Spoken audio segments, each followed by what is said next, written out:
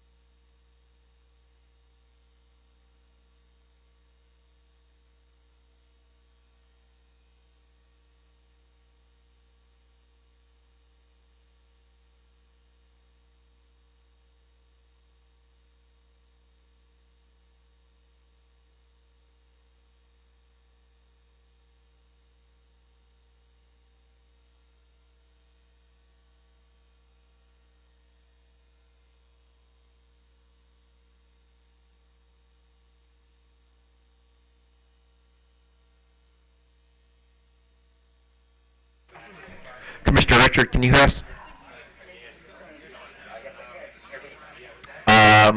It's a little faint on your end. We can hear you. Yeah. Okay.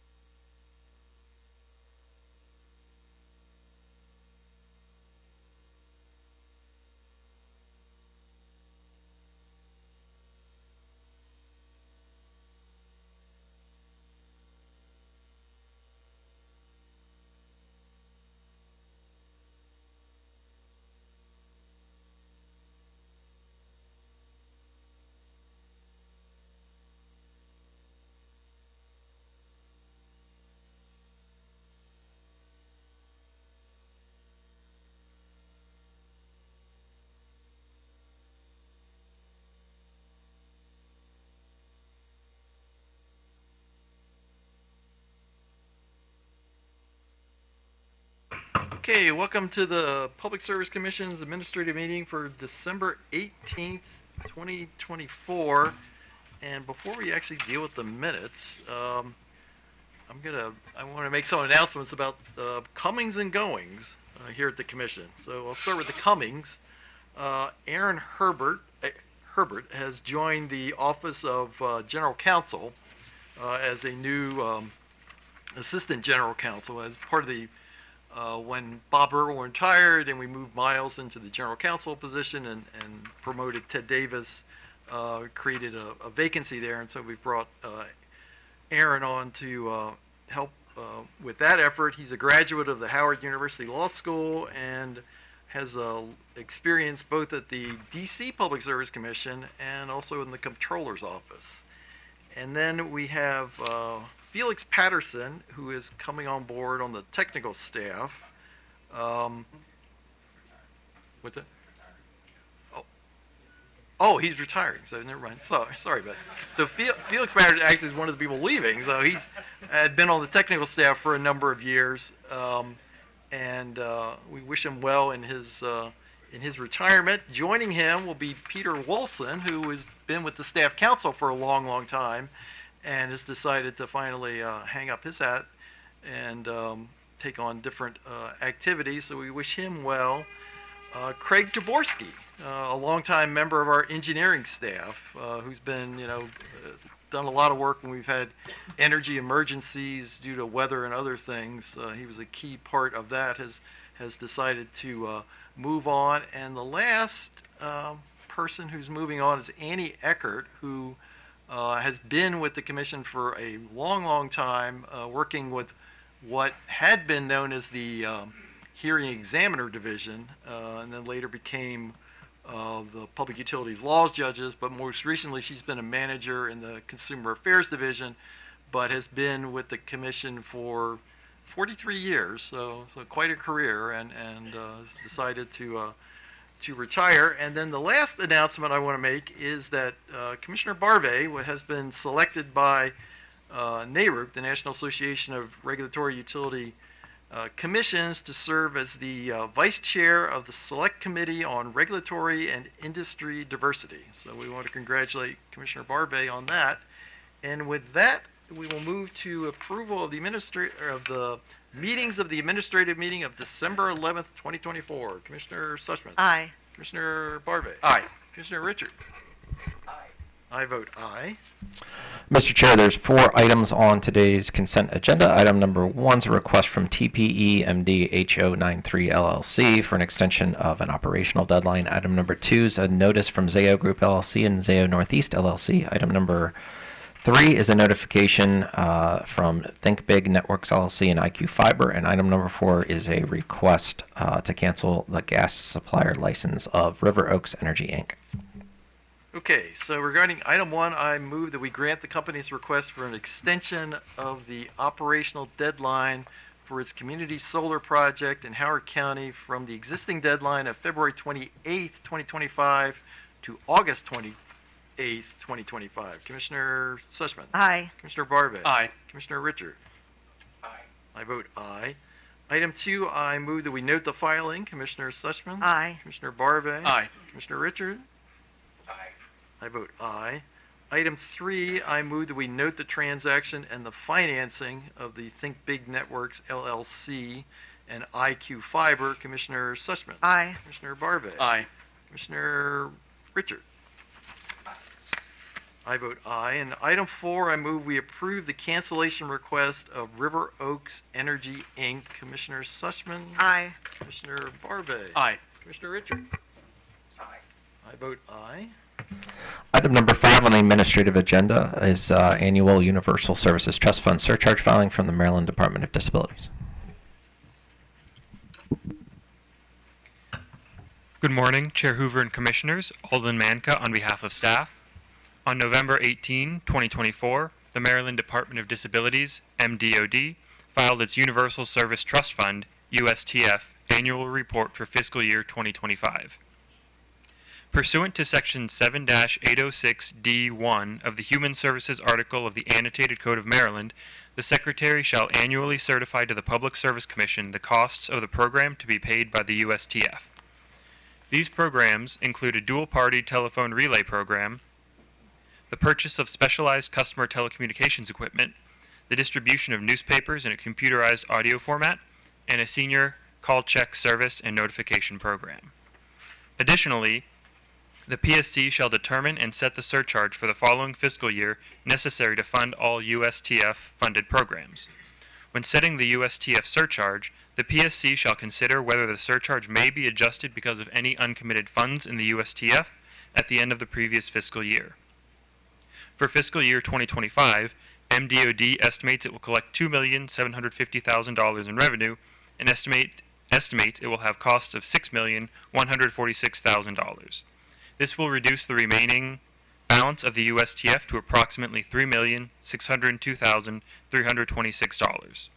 This balance has been decreasing since 2019, though now it is only large enough to cover one more year of costs.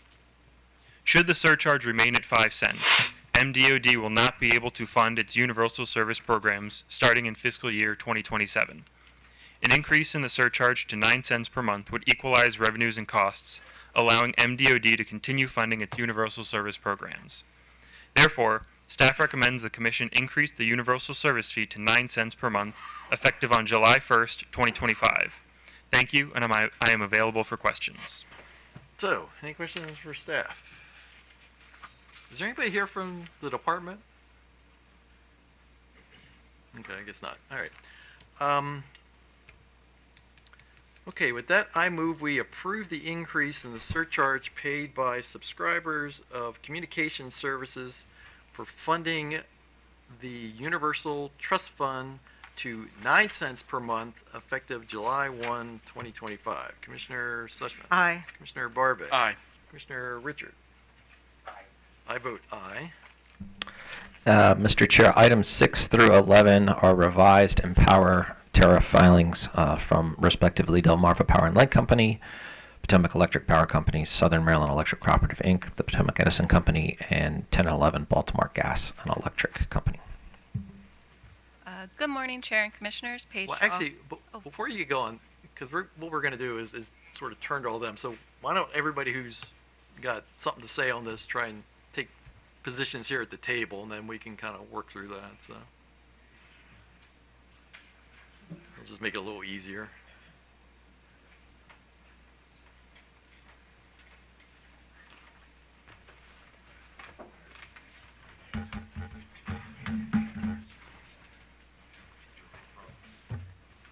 Yeah. Yeah, you guys do.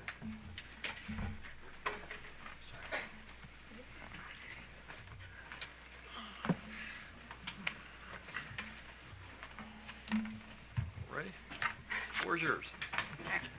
Good morning, Chair and Commissioners. Paige Shaw on behalf of staff. Items 6 through 11 represent filings from the Delmarva Power and Light Company, Potomac Electric Power Company, Southern Maryland Electric Cooperative, Potomac Edison Company, and Baltimore Gas and Electric Company's proposed updates to their Empower Maryland surcharges for 2025. Staff would like to make a correction to page 1 of staff's comments for DPL. In Table 1, the numbers for the non-residential charges are incorrect. The non-residential EE charge should be 0.009241 for 2024 and 0.010665 for 2025, with a variance of 57%. The non-residential DLC charge should be 0.000233 for 2024 and 0.000526 for 2025, with a variance of 125%.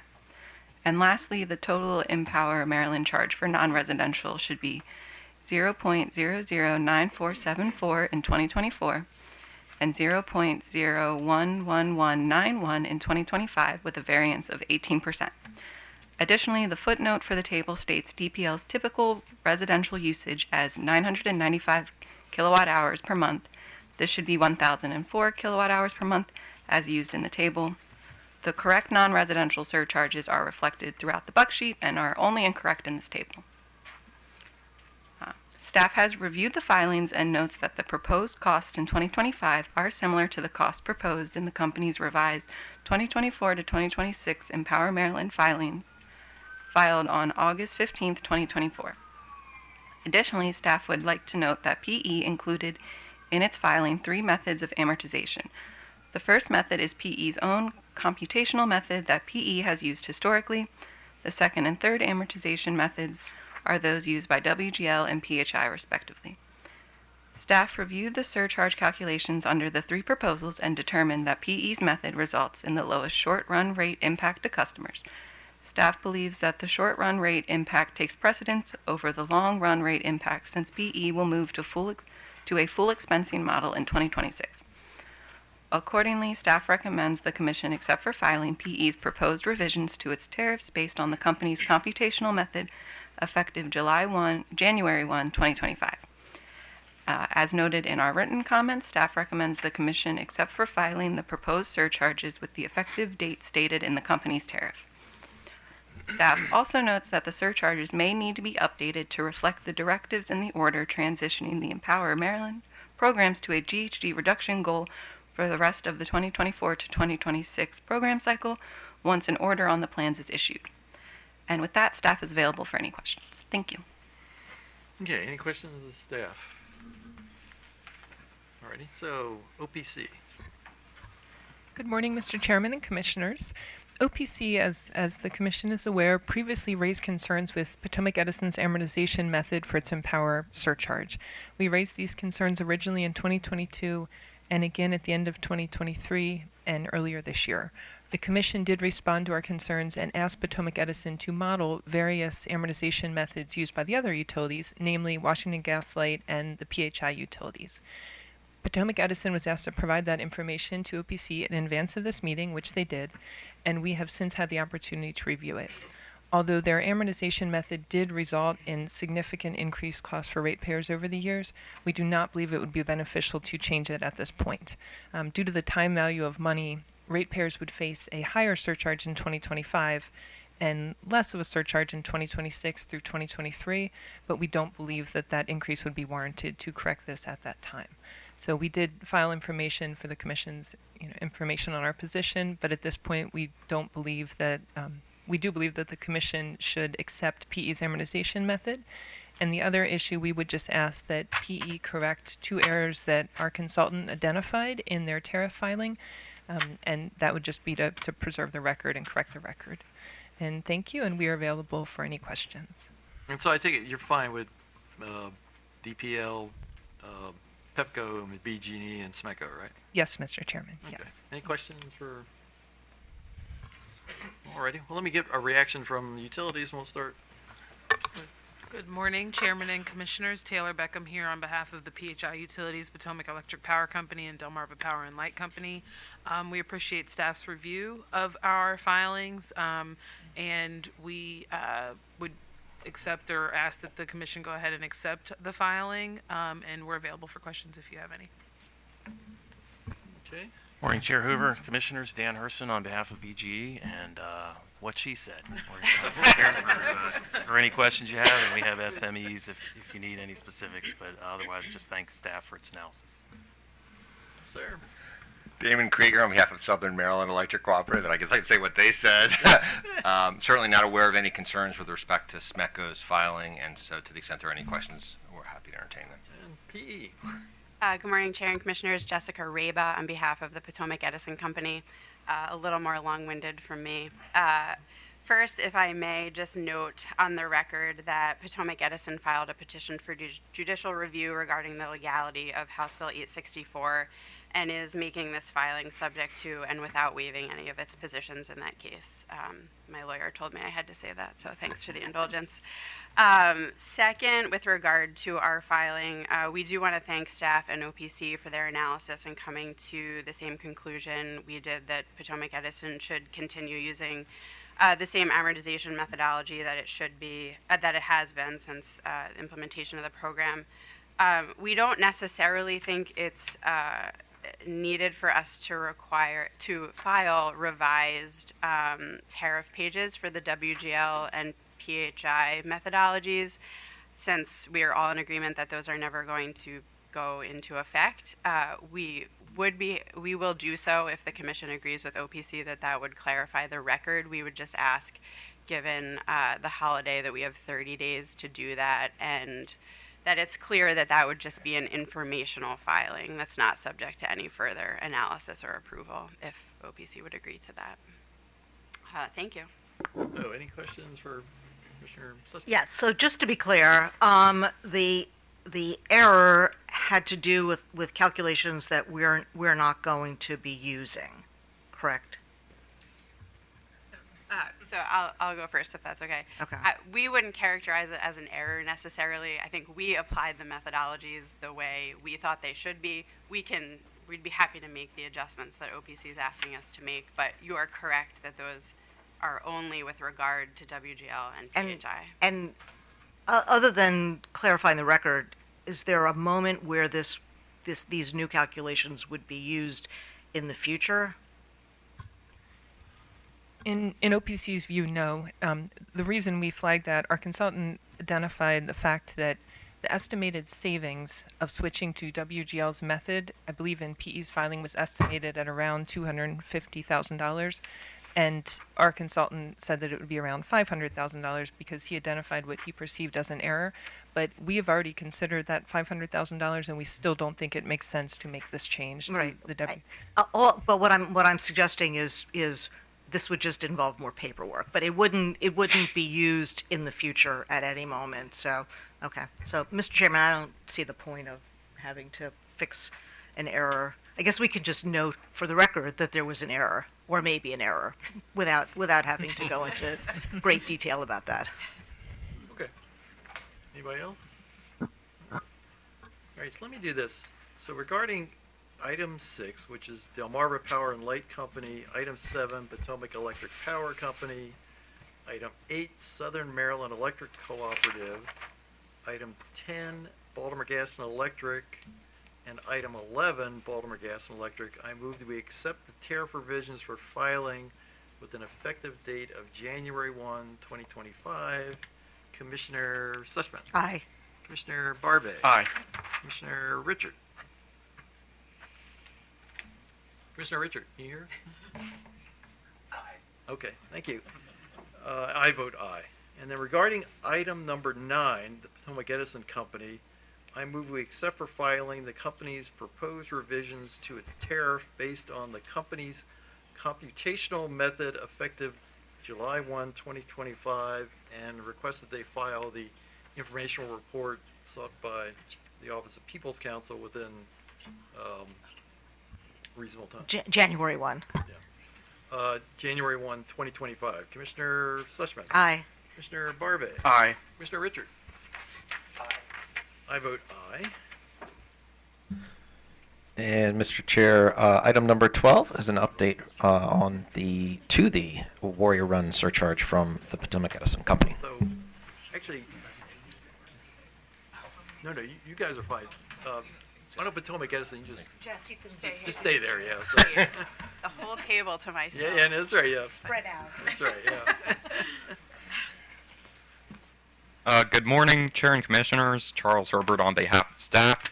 Item 12 is a proposal from the Potomac Edison Company to update their tariffs to reflect the proposed surcharge for the Warrior Run project for the period of January 2025 to December 2025. In case number 8797, the Commission approved a settlement agreement that authorized implementation of the Warrior Run surcharge. Following the approval of an agreement for termination of the PURPA contract on June 1st, 2023, the surcharge became robust to fluctuations in the energy and capacity markets, and now only depends on the contract payments as required by the agreement. The new charge will change from 0.655 cents to 0.833 cents for 2025, an increase of 27.2%. Much of the increase is attributed to an expected $5.6 million under collection as of December 31st, 2024, resultant of lower than expected customer usage. Staff reviewed the documents that PE submitted developing the rate, and staff believes that the components have been calculated in accordance with the termination agreement. Therefore, staff recommends that the Commission accept the revised tariff for filing with an effective date of January 1st, 2025. And with that, staff is available for questions. Any questions? Thank you, Mr. Chair. Jessica Reba for Potomac Edison again. Thanks to staff for their analysis. We have nothing to add, but are here to answer any questions if you have them. Any questions? Okay. Regarding item 12, I move we accept the tariff revisions for filing with an effective date of January 1, 2025. Commissioner Sushman. Aye. Commissioner Barve. Aye. Commissioner Richard. I vote aye. Item number 13 consists of revised tariff pages from the Potomac Edison Company. Good morning, Mr. Chair and Commissioners. Oladipo Fedei on behalf of staff. On November 27th, 2024, Potomac Edison filed a proposal for approval of a change to the company's tariff to remove the December 31st, 2024 deadline for applying to the Community Solar Energy Generation Systems Pilot Program. The Commission in RM 56 approved regulations to make the Community Solar Program permanent, but they have not yet been published in the Maryland Register. The purpose of Potomac Edison's proposed tariff change is to clarify for customers that the Community Solar Program will not end at the end of 2024, but will continue until final regulations for the program are codified. To make clear that the Community Solar Program will remain open to applications into the next year, staff recommends that the Commission accept Potomac Edison's proposed tariff for filing with an effective date of January 1st, 2025. Thank you, and with that, I'm available for questions. Any questions? Thank you, Jessica Reba, again for Potomac Edison. I'm going to get up after this, I promise. Again, thanks to staff, nothing to add. We were hoping this was an easy one, so here to answer any questions. Seeing none, I move that we accept the tariff revisions for filing with an effective date of January 1, 2025. Commissioner Sushman. Aye. Commissioner Barve. Aye. Commissioner Richard. I vote aye. Item number 14 consists of tariff revisions from Southern Maryland Electric Cooperative, Inc.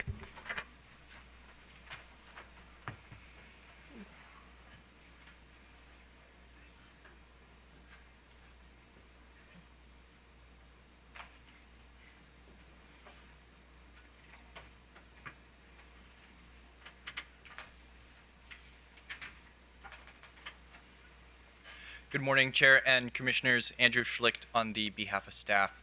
On November 27th, 2024, SMECO filed revised tariff revisions for its Rider G rates. This charge, which works as a voluntary opt-in choice for SMECO members, is used to collect the funds necessary in purchasing renewable energy credits for customers who seek their load be met with 100% renewable energy. The proposed tariff is an increase of 21% over the current rate. This rate increase is due to a rise in the cost of RECs as forecasted by SMECO and their consultant ACES.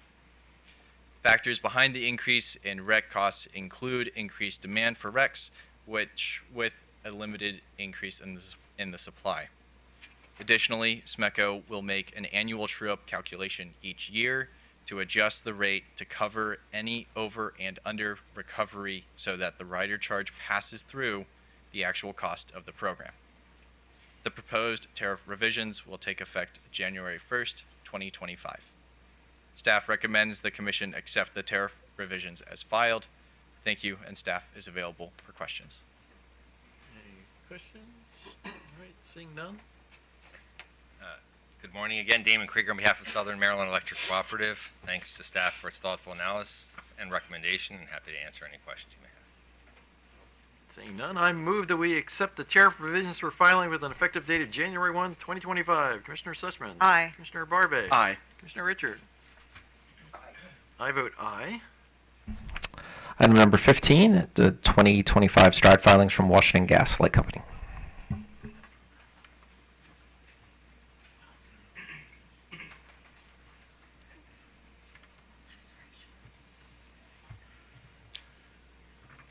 Good morning, Chair Hoover and members of the Commission. Staff presents Tanika Alexander of the Accounting Investigation Division, Ivan Thomas of the Telecommunication, Gas and Water Division, and Neguset Tesfaye of the Engineering Division. Washington Gas filed the proposed calendar year 2025 Stride 3 project list and current factor Stride rider on November 1, 2024. The proposed order of Public Utility Law Judge issued on October 25, 2023, conditionally approved the Washington Gas Stride 3 plan filed on June 16, 2023, with a reduced number of replacement projects equal to a reduction to the 5-year budget by at least 1/3 over the 5-year term. Washington Gas Stride 3 encompass 6 distribution replacement programs, including one new program, Program 6, to replace low-pressure mains and services, and 5 transmission replacement programs. The project list and the current factor Stride rider being proposed in this filing represent the second year of Washington Gas Stride 3 and include projects carried over from the calendar year 2024. Washington Gas proposed a total of 157 projects in the calendar year 2025 Stride 3 project list in all Stride programs, and none was proposed in Distribution Program 4 and Transmission Programs 3 and 5. The total estimated cost of the calendar year 2025 Stride 3 project is approximately $53 million, which includes the cost of carryover projects added to the calendar year 2025 Stride project list from the calendar year 2024 Stride project list. The proposed 2025 Stride revenue requirement and the surcharge rates do not include the calendar year 2024 Stride reconciliation factors, which will be filed on March 15, 2025.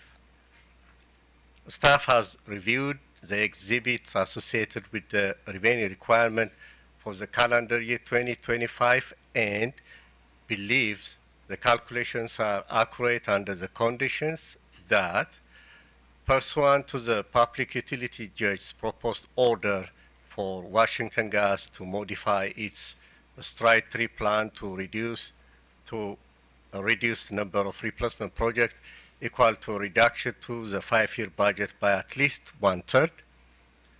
Second, Washington Gas Stride 3 plan does not accumulate an amount over $330.165 million during the period of calendar year 2024-2028 as stipulated in the Washington Gas acceptance letter. Staff reviewed the company's development of their proposed strike surcharge for January 1, 2025 until December 31st, 2025, and found no issues. The rightmost column of table number 6 shows proposed monthly surcharge for each customer class.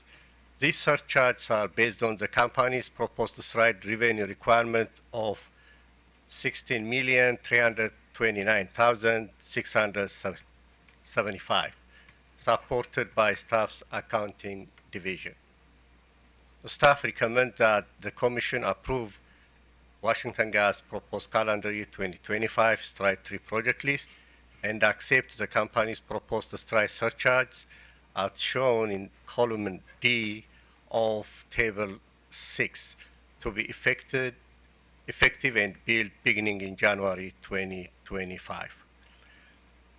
I would like to bring to the Commission's attention that the analysis presented in this backsheet is in regard to the strike project's paving cost is based on the information provided by the company in response to the staff data request. However, the company called in yesterday to provide updated information regarding the calendar year 2025 strike project's estimated paving cost, which the company is willing to present if asked for that or answer any questions on paving cost. For the record, staff would like to request the Commission to order the company to provide to staff the updated Excel spreadsheet of calendar year 2025 project by project paving cost. For that, Ms.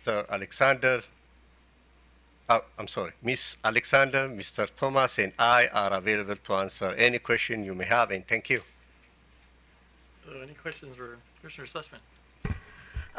Good morning, Mr. Tesfaye. Good morning.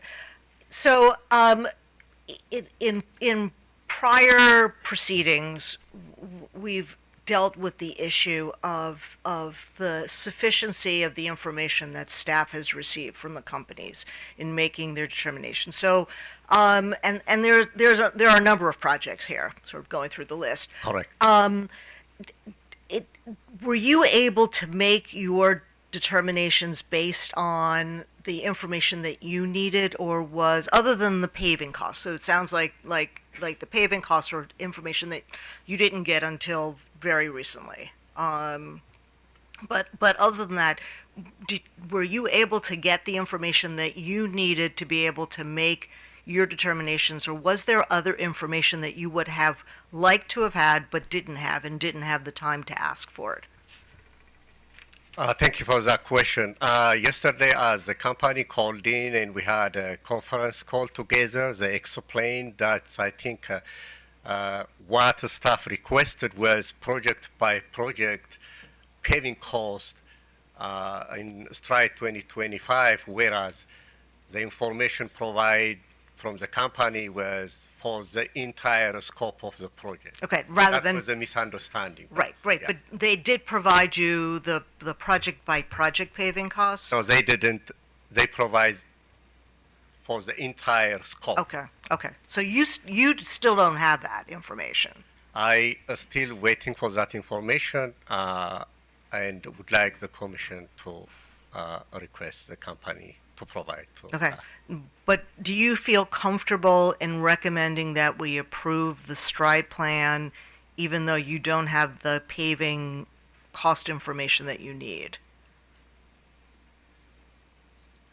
Mostly I'm just, I know that staff in the past has had issues about getting the right information that you need in order to make your determination. So that's what I'm asking you now is if you can let us know if you got the information that you needed to be able to make your determinations, or whether you needed greater granularity. I mean, it sounds like in terms of the paving costs, you needed to have those costs be given to you on a project by project basis. I do appreciate for that question. I think staff is comfortable to recommend for the Commission to go ahead and approve the the calendar year 2025 project list, because this is a new project list, and hopefully we're going to catch if there is any problem when the company comes back for reconciliation. Okay, okay, but in the interim, you would like to see those project costs, the paving costs,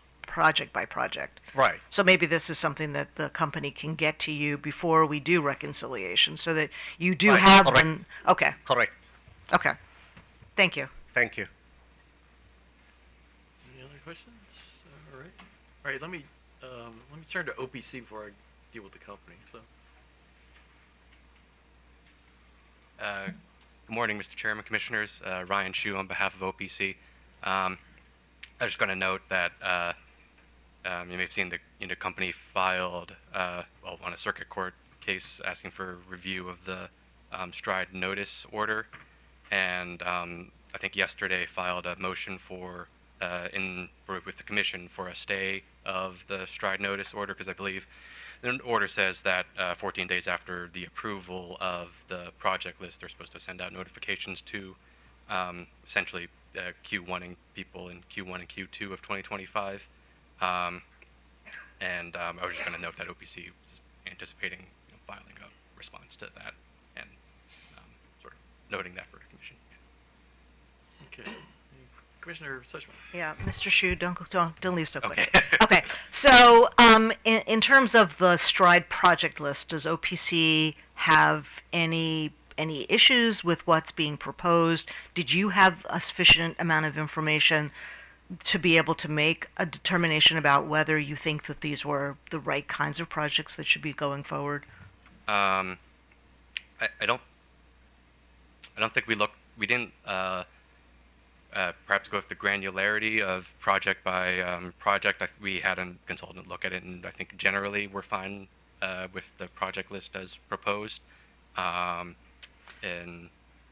I guess the other question is, did you receive the kind of information that you needed?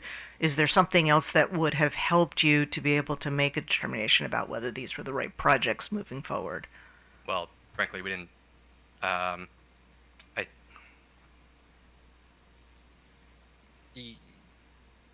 Yes, and I mean, I think we received enough information. I would say we didn't weren't party to the DRs that went out from staff to, or maybe.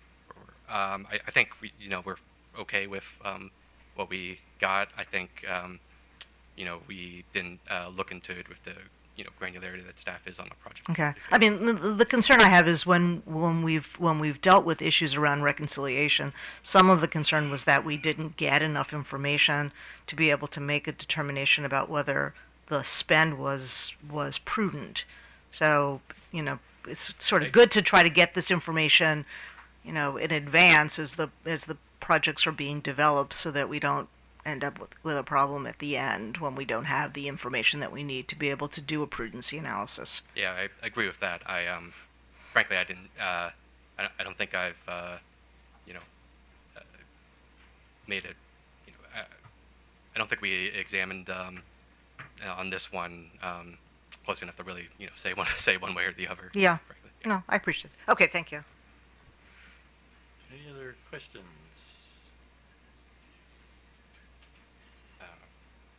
Sorry, one more thing. We also believe that just to note that we believe the notice provision that's supposed to go out 14 days after the approval of the project list remains in effect until unless the stay is actually approved in that time. Thank you. Okay. So, WGL. Good morning, Spencer Nichols on behalf of Washington Gas. We appreciate staff's review. We don't have any additional comments beyond what we've written in our proposal and what we've discussed with staff. I will just note regarding the issue Mr. Tesfaye brought up, I think this is not an issue of staff requesting information and the company saying we can't have it or we can't provide it. This is just clarifying and fixing one particular figure in staff's bug sheet. This is just correcting a data point. Our engineers have been in touch, and so we don't think it's in the department or in the area of any kind of discovery dispute or anything like that. With respect to OPC, they did not actually inquire into the company's 2025 project list. So there's certainly no issue with information there. And with that, we'd be happy to answer any questions. Commissioner Fleshman. Okay, so just to be clear, you're going to send to staff the paving cost project by project. Good afternoon, Your Honors. Wayne Ackes with Washington Gas. The company did provide paving costs for the total paving for the allocated projects by project. Is the miscommunication between staff and the company, and when we do our construction phase and then plan out our work, the specificity of what we think we're going to allocate for the for paving in 2025, and that's what we're working on, staff. There was a miscommunication between that, but the company did provide total paving estimate on a project by project basis along with the total project cost. Okay, so now I'm confused.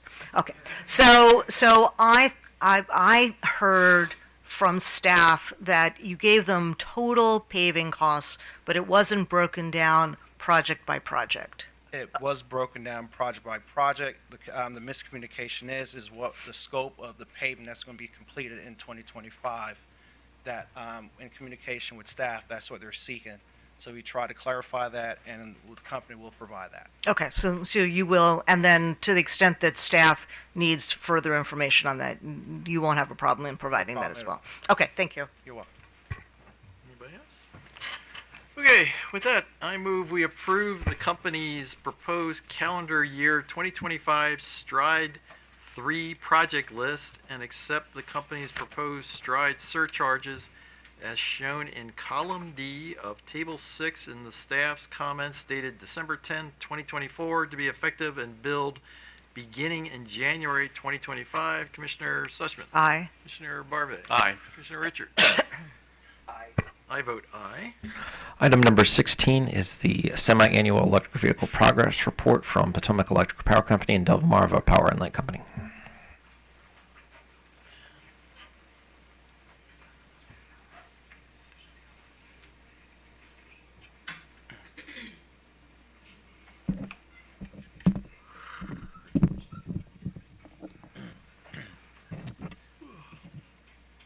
Good morning, Mr. Chair and Commissioners.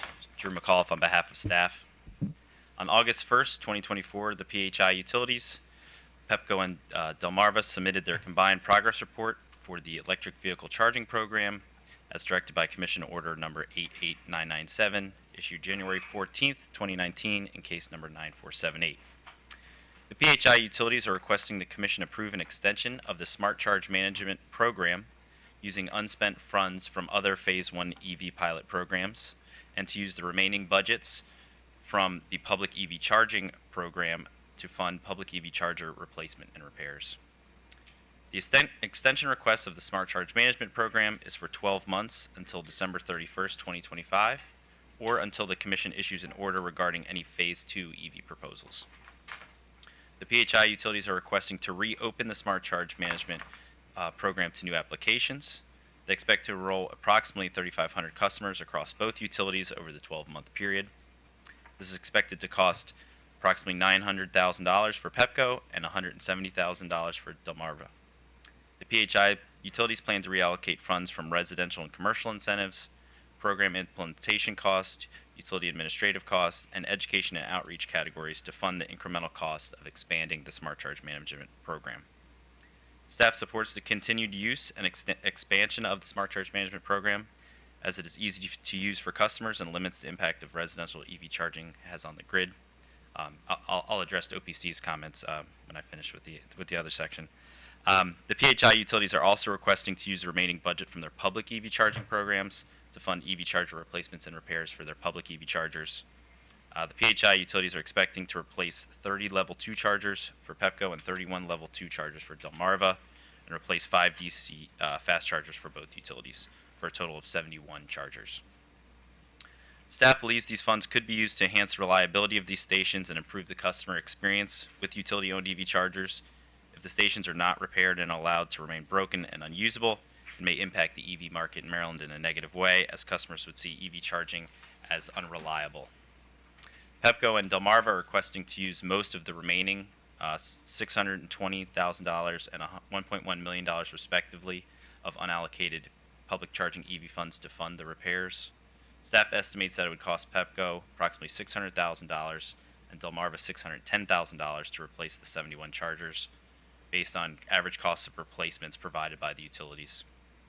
If the Commission is concerned that the public chargers will continue to be unreliable and costly to operate and does not approve their replacement, as many stakeholders has argued, such as Mr. Hartman, Mr. Vichinsky, and Mr. Wilson, staff would recommend that the funds remain unspent or be used for any Phase 2 proposals by the PHI utilities in the future.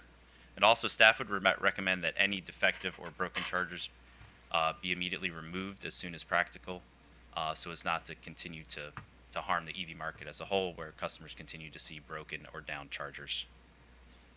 And then to address OPC's comments, so OPC only focused on Smart Charge Management Program. I guess I would just say, in general, staff doesn't agree with OPC's characterization of the program. So OPC's concern is that customers would be automatically enrolled in time of use rates if they're added to the Smart Charge Management Program. To summarize OPC's argument, that they're essentially saying it's kind of a double dipping two incentives that customers get. I guess staff would just disagree with that characterization. The time of use rates are not they're not a subsidy to customers. I mean, they're a behavioral incentive to get customers to charge during off-peak periods. Now, if they charge during on-peak, they're actually harmed and would have higher bills, than if they were on a flat rate. So we don't see it as an incentive or a subsidy, I should say. It's an incentive to change behavior. It's not a subsidy to give customers, just a lower bill in general. Also OPC was saying, so the customers are getting a benefit for Smart Charge Management where they receive $10 a month and they're on this time of use rate. So the $10 for the Smart Charge Management is separate from just charging off peak. So customers are being compensated for giving the utility the right to charge their vehicle when they want. So they're two separate constructs focusing on two separate things. The time of use rate is to get customers' behavior to change. The Smart Charge Management is for the utility to control the charging of the vehicle. There's two different goals for the two different programs. And then OPC argued that there was a Connecticut study that said, Smart Charge Management has a de minimis incremental benefit when compared to time of use rates. Again, I think OPC is conflating two issues. The Smart Charge Management isn't to necessarily get customers to charge off peak. Now, that's a positive externality that if you're on Smart Charge Management, the customers typically charge off peak more than if they were only on an EV time of use rate. But the Smart Charge Management is to manage the grid impacts. It's not simply to get customers to charge off peak. So again, the two programs have two different goals. So, they're saying that this evaluation in Connecticut concluded that participants charge off peak in the ordinary course of their day without utility messaging and marketing and demand programs such as Smart Charge Management. And I would agree that customers on time of use rates typically do charge off peak. But again, with Smart Charge Management, it's not about just charging off peak. It's about managing that nighttime peak that we see when customers are on EV time of use rates. When, just say the time of use rate starts at midnight, you have that peak. The Smart Charge Management is there to smooth that. It's not to just purely get customers to charge off peak. I would say that's it for now. Thanks, and I'm available for questions. So, any questions for staff? Commissioner Sussman?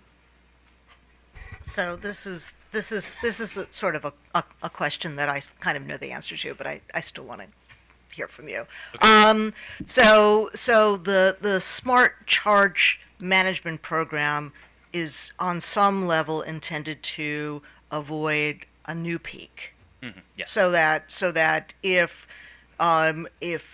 everybody decides to go out and buy an EV, and they all charge at 9 o'clock at night, we can then see a new peak. So that the management program allows us to avoid that. So it really is both the management program and time of use is really a grid program to try to address the peaks that we see and trying to smooth out the use on the grid and avoid having to build out new distribution. Yes, correct, absolutely. Yeah, and I would say, some parties may argue we're not seeing those huge peaks as of yet, but staff would argue, it's it's better to get these programs going now before we see that problem. So customers get used to these programs, are aware of them, spread by word of mouth to other EV drivers about these programs. So yes, but yes, you're absolutely Yeah, correct. thank you. Anybody else? So, the smart charging program, is this the same or essentially the same as the one that BG&E has through the Department of Energy? Yeah, apologies. Yes, it's exactly the same. Okay. My understanding. Yeah, good morning, Mr. Chairman, Commissioners. Just to start on that last point, yeah, we understand the program is pretty much the same. At least PHI's program has been the same as BGE's program as they operated during the demonstration phase of the project. I don't think we yet know the details of how PHI is going to operate its smart charge management going forward. I think we'll find out those details soon when the company files its phase 2 plan. But during the demonstration projects, both companies have looked into different ways of using smart charge management. I think one of the goals has been to just first shift customers' load to off-peak times, which, to our argument, we're not sure is necessary, given that the purpose of TOU rates is to change behavior, as Mr. McAuliffe stated. I think the way the companies have mostly used smart charge management is to, within time of use rates, smooth out companies or customers charging, so that without smart charge management, a customer might plug in at 10 o'clock or set their car to charge at 10 o'clock, and if it's an 8 kilowatt charger and the battery's half full, the car will immediately start to draw 8 kilowatts. I think through I think DISCO is the acronym that the PHI companies have used. What they've been doing is changing that load so that instead of drawing 8 kilowatts immediately and then sort of drawing less as the car reaches its full charge or whatever desired charge there is, it'll start at, say, 4 kilowatts. And it'll continue at that, and maybe there's an interruption of time based on other factors. I offer that as preface. To go back to OPC's position, we are not objecting to either of the company's requests here. On the request to reallocate Phase 1 budget that I think originally had been intended to build more public chargers to instead repair and replace existing chargers that aren't functioning. We've reviewed the comments filed by several of the citizens, Mr. Hartman, who's here today, Mr. Verchinsky, Mr. Borkowski, Mr. Wilson. We think some of those comments raise valid concerns. Some of them OPC raised in our Phase 1 comments, with the idea that we should be looking to move away from the utility networks rather than sort of maintain them. In the Phase 1 order, the Commission did not accept that, has directed that they be maintained and just not expanded. So consistent with that order, we are not objecting to the company's request to reallocate some of this funding. We agree with staff and Mr. McAuliffe that there's a public interest for these sites being already built out to be functional for customers. On the TOU SCM overlap point, I think the key consideration is that, again, until we see the company's Phase 2 plans and we know exactly how they're planning to use smart charge management going forward, we can't evaluate whether there's a value add for the customers to be on time of use rates in addition to SCM or not. I think the way OPC has been thinking about what in our mind is the most logical way for these two programs to interact is that, yeah, I think Commissioner Sushman, as you described, we have a lot of EVs. We're getting a lot of that charging happening off-peak, in part due to time of use rates. And then we start seeing these localized peaks that need to be smoothed out through smart charge management. So in that world, time of use rates are sort of this foundational tool, and smart charge management is used to sort of modify the charging impacts where necessary. Those localized peaks at this point are, we believe, hypothetical. At least we have not seen evidence that they exist anywhere on any of the company's distribution systems. We also agree that if we get the kind of EV build-out and time of use uptake that we need, we will see those, and therefore we're not objecting to the smart charge management program. We think it should continue, and we're not objecting even to the company continuing to enroll people in this program subject to reevaluation by the Commission after the study. But we do think, contrary to staff, that there is some overlap and redundancy between customers being on both TOU rates and SCM. And again, it's a little different depending on what the customer's pathway is into the program. If the customer starts with a time of use rate, and we're in a world where we're seeing those localized feeder peaks, then yeah, let's get the customer onto a smart charge management program in addition so that those localized peaks can be smoothed out. But we're talking about going in the opposite direction here. We're talking about starting with smart charge management and then enrolling the customer in time of use. And we're not sure, given that in large part to date, smart charge management has been used, one, to shift load onto off-peak times, and two, to smooth the load out during those times. We're not sure that the price signal that the time of use rates provide has any real impact, because the customer's already agreeing in exchange for this incentive payment of $10 a month and $5, I think that's BGE. I don't think we've heard from PHI exactly what their incentive levels will be, but assuming they're same, the customer's being paid an incentive level every month to be plugged in at a certain percentage of the time off-peak. And then within those off-peak periods, the load is being smoothed out. We're not asking that the Commission prevent SCM customers from also enrolling in time of use rates. We don't see a reason for that. We're just saying that as a default, we are not persuaded that there's any value add in the customer being in TOU in addition to SCM.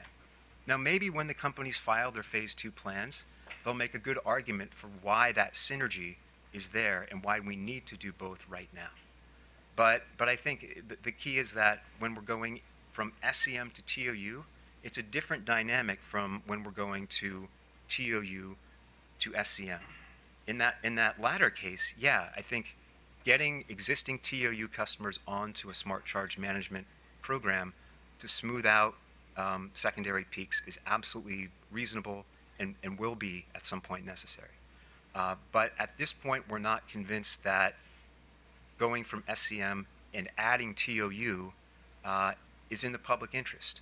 It will diminish the amount of revenue that comes in from EV charging, and that will mean that that additional revenue will have to be made up from all customers. The other thing that I'd add is just, so that's the sort of the policy part of the equation. The technical part of the equation, which we also addressed in our letter, is that right now, as far as we understand, and Ms. Beckham is here, she can confirm this, the companies need, PHI companies need to make updates to their IT system even to do this. And I'm not sure how long it will take them to do that.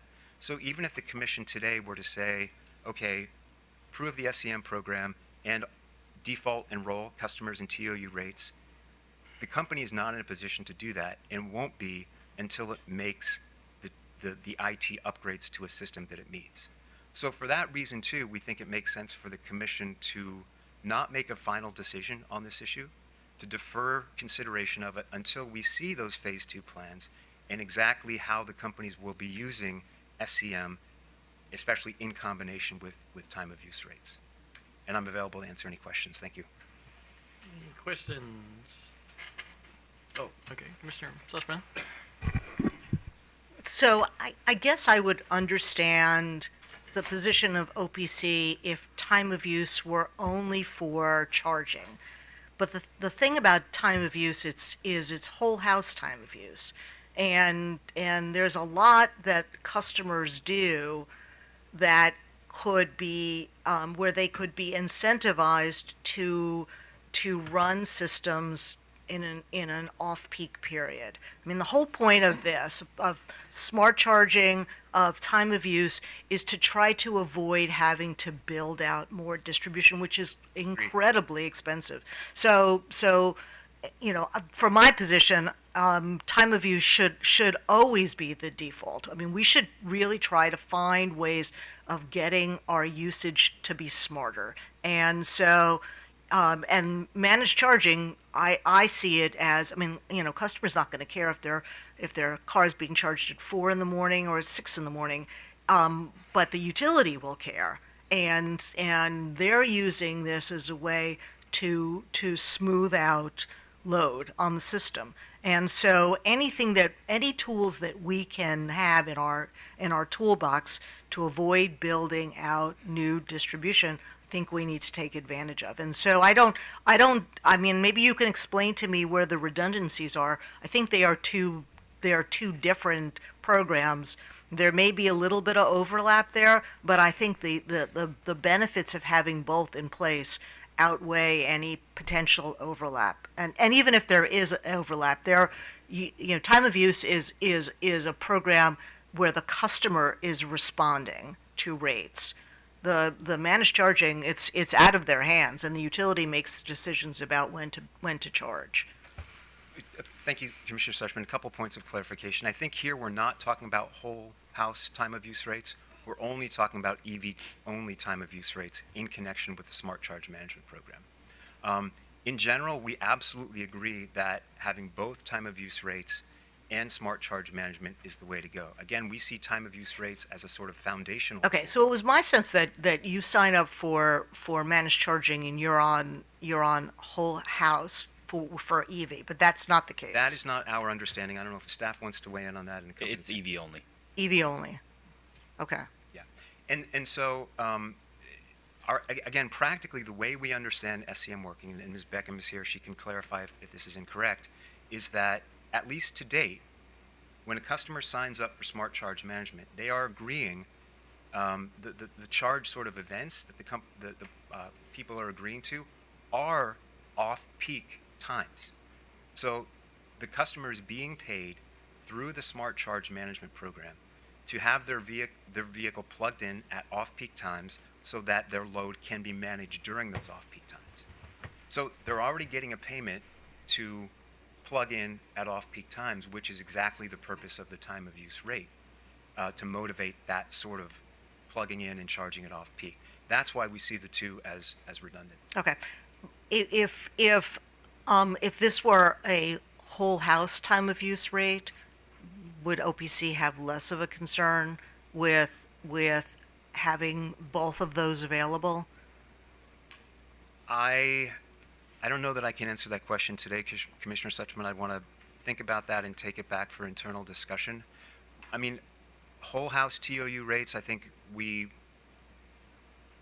present different considerations, in part because non-EV load is for a lot of people less flexible. I mean, increasingly there are smart appliances that enable people to program their dishwasher. Well, you'd have it as a default, and if you decide, you're right, and you can opt out if you don't want. Yeah, I think that's worth consideration, Commissioner, but I don't want to commit to it right now before thinking about it more and discussing it internally. Okay. Mr. McCulloch, would you, I mean, if you have a smart charge management program with whole house TOU? Staff would prefer that it stays EV only, just because customers are highly receptive to this. I know OPC has brought up concerns that they think enrollment's low. Staff, again, would disagree with that, considering limitations on the customers that they could sign up.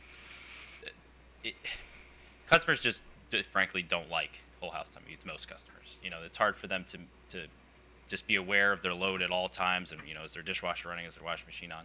And that's why we think all these programs for EVs are particularly useful, just because, again, like you were saying, customers don't care if their EV charges at 2 a.m. or 6 a.m.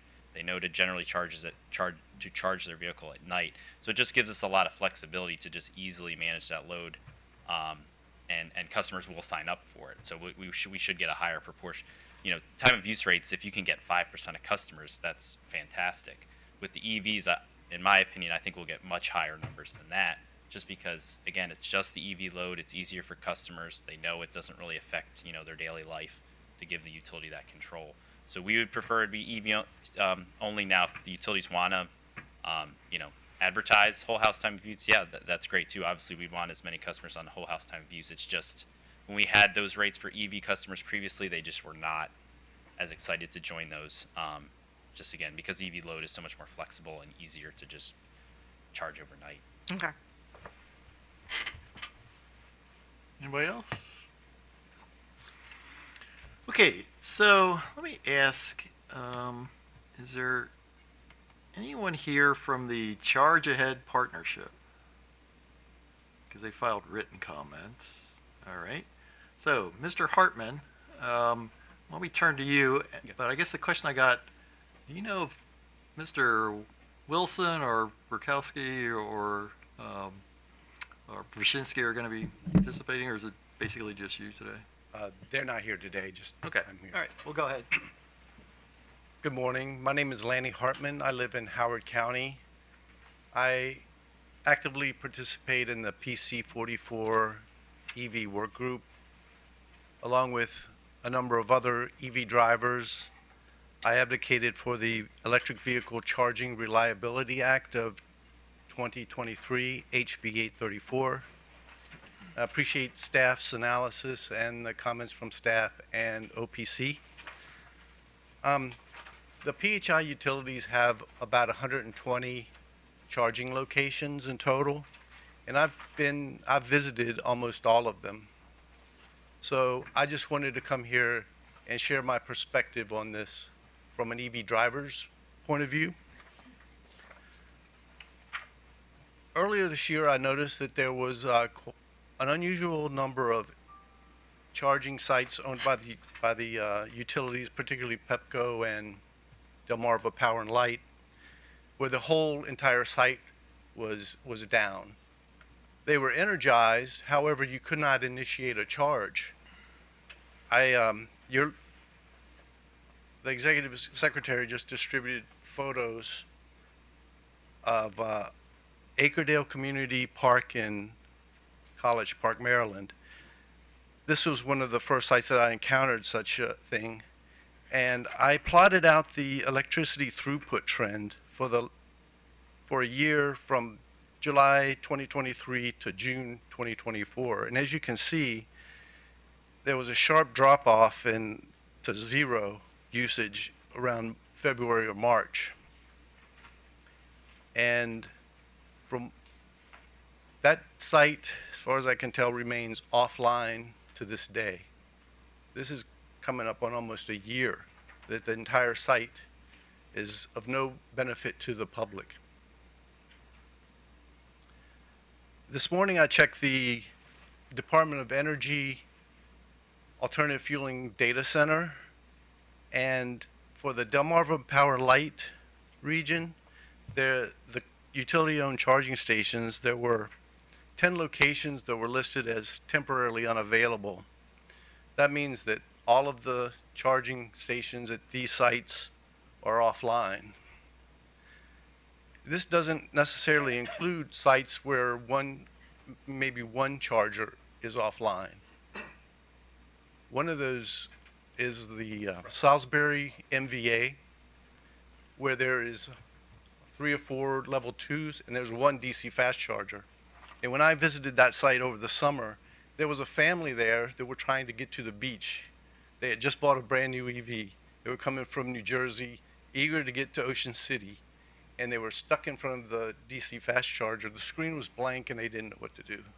They didn't have enough juice to get to Ocean City. They had just come from a charger in downtown Salisbury that didn't work. And I tried to help them the best I could. I said, you could charge on the level 2s for an hour or two, and they said, we got a car full of kids. We're not going to sit for 2 hours. That's who I feel like I'm representing today, and the perspective that I just wanted you to be aware of. I looked at the data request from OPC. Now, it's surprising to hear that perhaps the reason for these chargers being offline and in non-communication is because of fragile SIM card holders. So I have a lot of questions of why $1 million is being requested for essentially what may turn out to be a bunch of SIM card holders that are broken. I hope to learn more about that today. In the law that was passed, HB 834, and with the NEVI uptime standards, there are natural exemptions. Vandalism is one of them, acts of nature, but I don't see anything in there about, being out of warranty or something wrong with the SIM card holders.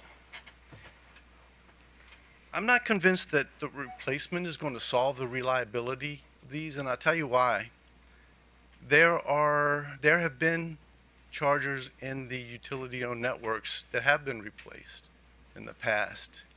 In my experience is it doesn't solve the problem. I was at one yesterday that has been replaced, and it was broken. Nobody was able to use it. As I look in the PlugShare app at the utility-owned stations, most of them have very low scores, including ones that have been replaced during this pilot program. So the question is, are we throwing good money after bad? Is it, at least in all of these instances, is it really worth replacing them? Perhaps there can, at the very least, be some evaluation on a case-by-case basis, because there's been some question about, low utilization at some.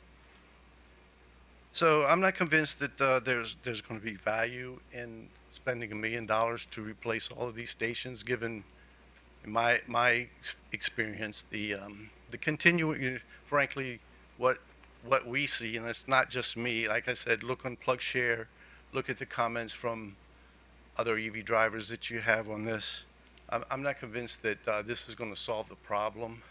I wish it would. I know this is a hard decision to make, because, as Mr. McAuliffe mentioned, we want these to work. But if they don't work, we need to take them out, or at least turn them off the navigation. That's what this family ended up, this broken charger in Salisbury happened. It was not showing as offline, so they went there. They found out the hard way that it wasn't working. So, thanks, and if you have any questions, I'll listen. Mr. Barbe. First of all, thank you for always taking the trouble to come down here to testify before the commission. I always appreciate it as an EV driver myself. I have a question that's just a little off topic, but you're the perfect person to answer it. Typically, since you've looked at a lot of these chargers, level 2s and level 3s, typically, have you found them to be near other amenities like restaurants and bathrooms, or this one here that you've taken the photograph of appears to be in an isolated spot in a park? I'm just curious, what's your experience with respect to that? Commissioner Barbe, are you speaking to, just about the utility-owned charging Yeah, stations? yeah, the utility-owned ones. Yeah, that is an issue, that they're not near amenities. If you're probably familiar with the Tesla superchargers. Right. They're always Royal Farms or something. They're always near amenities, right? Right. But many of these are not. Speaking of the one in Salisbury, it's in the back of the parking lot behind Motor Vehicles Administration. Not someplace that you want to go at night.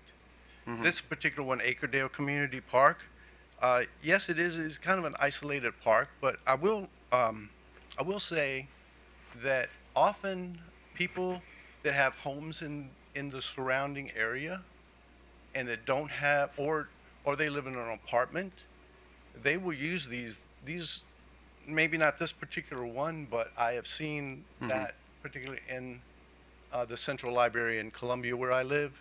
There are apartments right next to the library where there are some of utility-owned charging stations. Those will get used by people overnight. Also, if someone is visiting a family member over the holidays, they come in, can I come with my electric car? Well, there's a charging station at the park down the street. You can charge there, and you don't have to deal with what I fear might be some overcrowding at the DC fast chargers over the holidays. So, but typically, no, they're not near amenities because they were required to be on government property. Thank you. And since you brought up the whole issue of the charger being offline but not showing as offline, were you referring only to the PlugCharge app, or were you referring to other apps? I'm not super familiar with these apps, so. These are typically on the Shell Recharge network, and they have their own app. and that they will show offline there, but there's an API that shares that information to not only other apps through like roaming agreements, plug share, which many drivers use to find charging stations, but importantly also the navigation screens of vehicles. I came across another woman who was trying to get somewhere who ended up at a dead utility-owned station because she had been given a loaner car from the dealer while her gas car was in for service. She had never driven an electric car before. She just went on the screen of the car and it took her there. Unfortunately, the station didn't work. Well, thank you very much. I mean, I have to tell you, I personally occasionally experiment with non-Tesla chargers, like in Ocean City, and I think that was a Shell recharge, and I was never able to make it work. So maybe I was doing something wrong. I don't know, but I mean, I feel your pain. Thank you, Mr. Chairman. Commissioner Schlesman. Yes, and as a new EV owner myself, I've become much more aware of this issue, and I guess my question will be to the utilities when Ms. Beckham starts talking. We would find it unacceptable for transformers to be down, for wires to be down. I mean, we would find that unacceptable, and yet, we keep talking about utility-owned property that's continually unavailable, and I guess so. That is sort of my question. I mean, this list of chargers down, that is unacceptable. I mean, and it should be unacceptable from the utilities perspective. So I guess the question is kind of moving forward. If we allow the utilities to replace broken chargers, how can we be assured that the utilities are treating these chargers like they treat any other piece of equipment? That you work to make sure that they're always up and running. So I guess, Mr. Hartman, I'm sort of done. But my question actually to the utility is based on what you've given us. So thank you very much for that. Okay, so actually, if you want to respond to other stuff as opposed to just answering the question, but go ahead. So. Okay, great. Thank you. Good morning, Chairman and Commissioners. Taylor Beckham here on behalf of the PHI Utilities, Potomac Electric Power Company, and Delmarva Power and Light Company. I do just want to preliminary state I haven't received that list, so if I could get a copy of that to be able to respond to Commissioner Suchman, that'd be great. I do want to also kind of scale us back here and actually reframe the conversation about what it is that PHI is actually asking the Commission today. Both in regards to the SCM conversation, thank you, as well as in regards to the public charging maintenance program. So how about I start with the SCM request, because I think that can be easily discussed, and then I'll go into the public charging maintenance.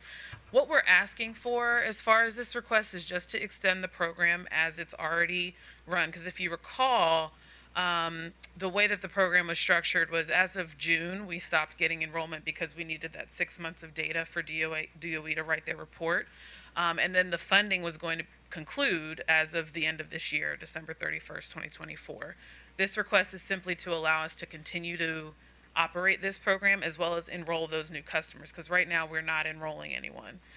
The points that OPC has made related to the EV TOU kind of automatic default, just again to reframe where we are, we made this request in our semi-annual on August 1st, and then we got the Commission's order on August 23rd about the next steps for the EV program, which did say for phase 2 proposals, you need to be automatically opting in customers into this EV TOU time of use rate. So recognizing too where we are, I don't want to spoil the surprise, but we are filing our phase 2 proposals, I think in accordance with the order. I think the deadline is maybe Friday or Monday. So those are coming soon, right?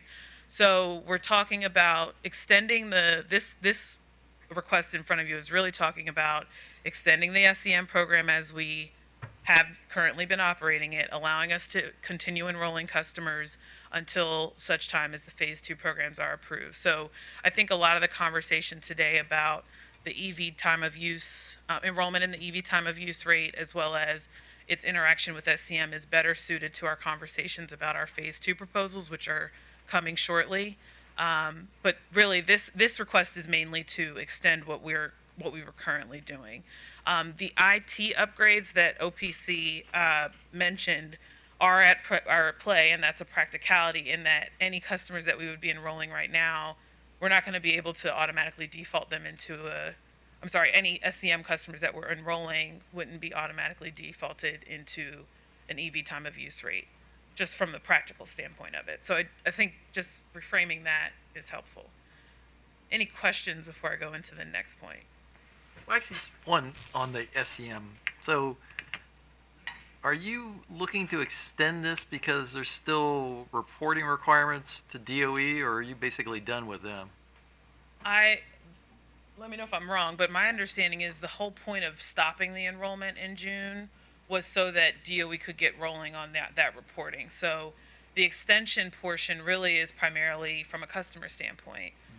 We don't want to, because if we don't get approved for this extension of funds, we'd have to basically stop the program, and customers kind of would see some sort of discontinuation there.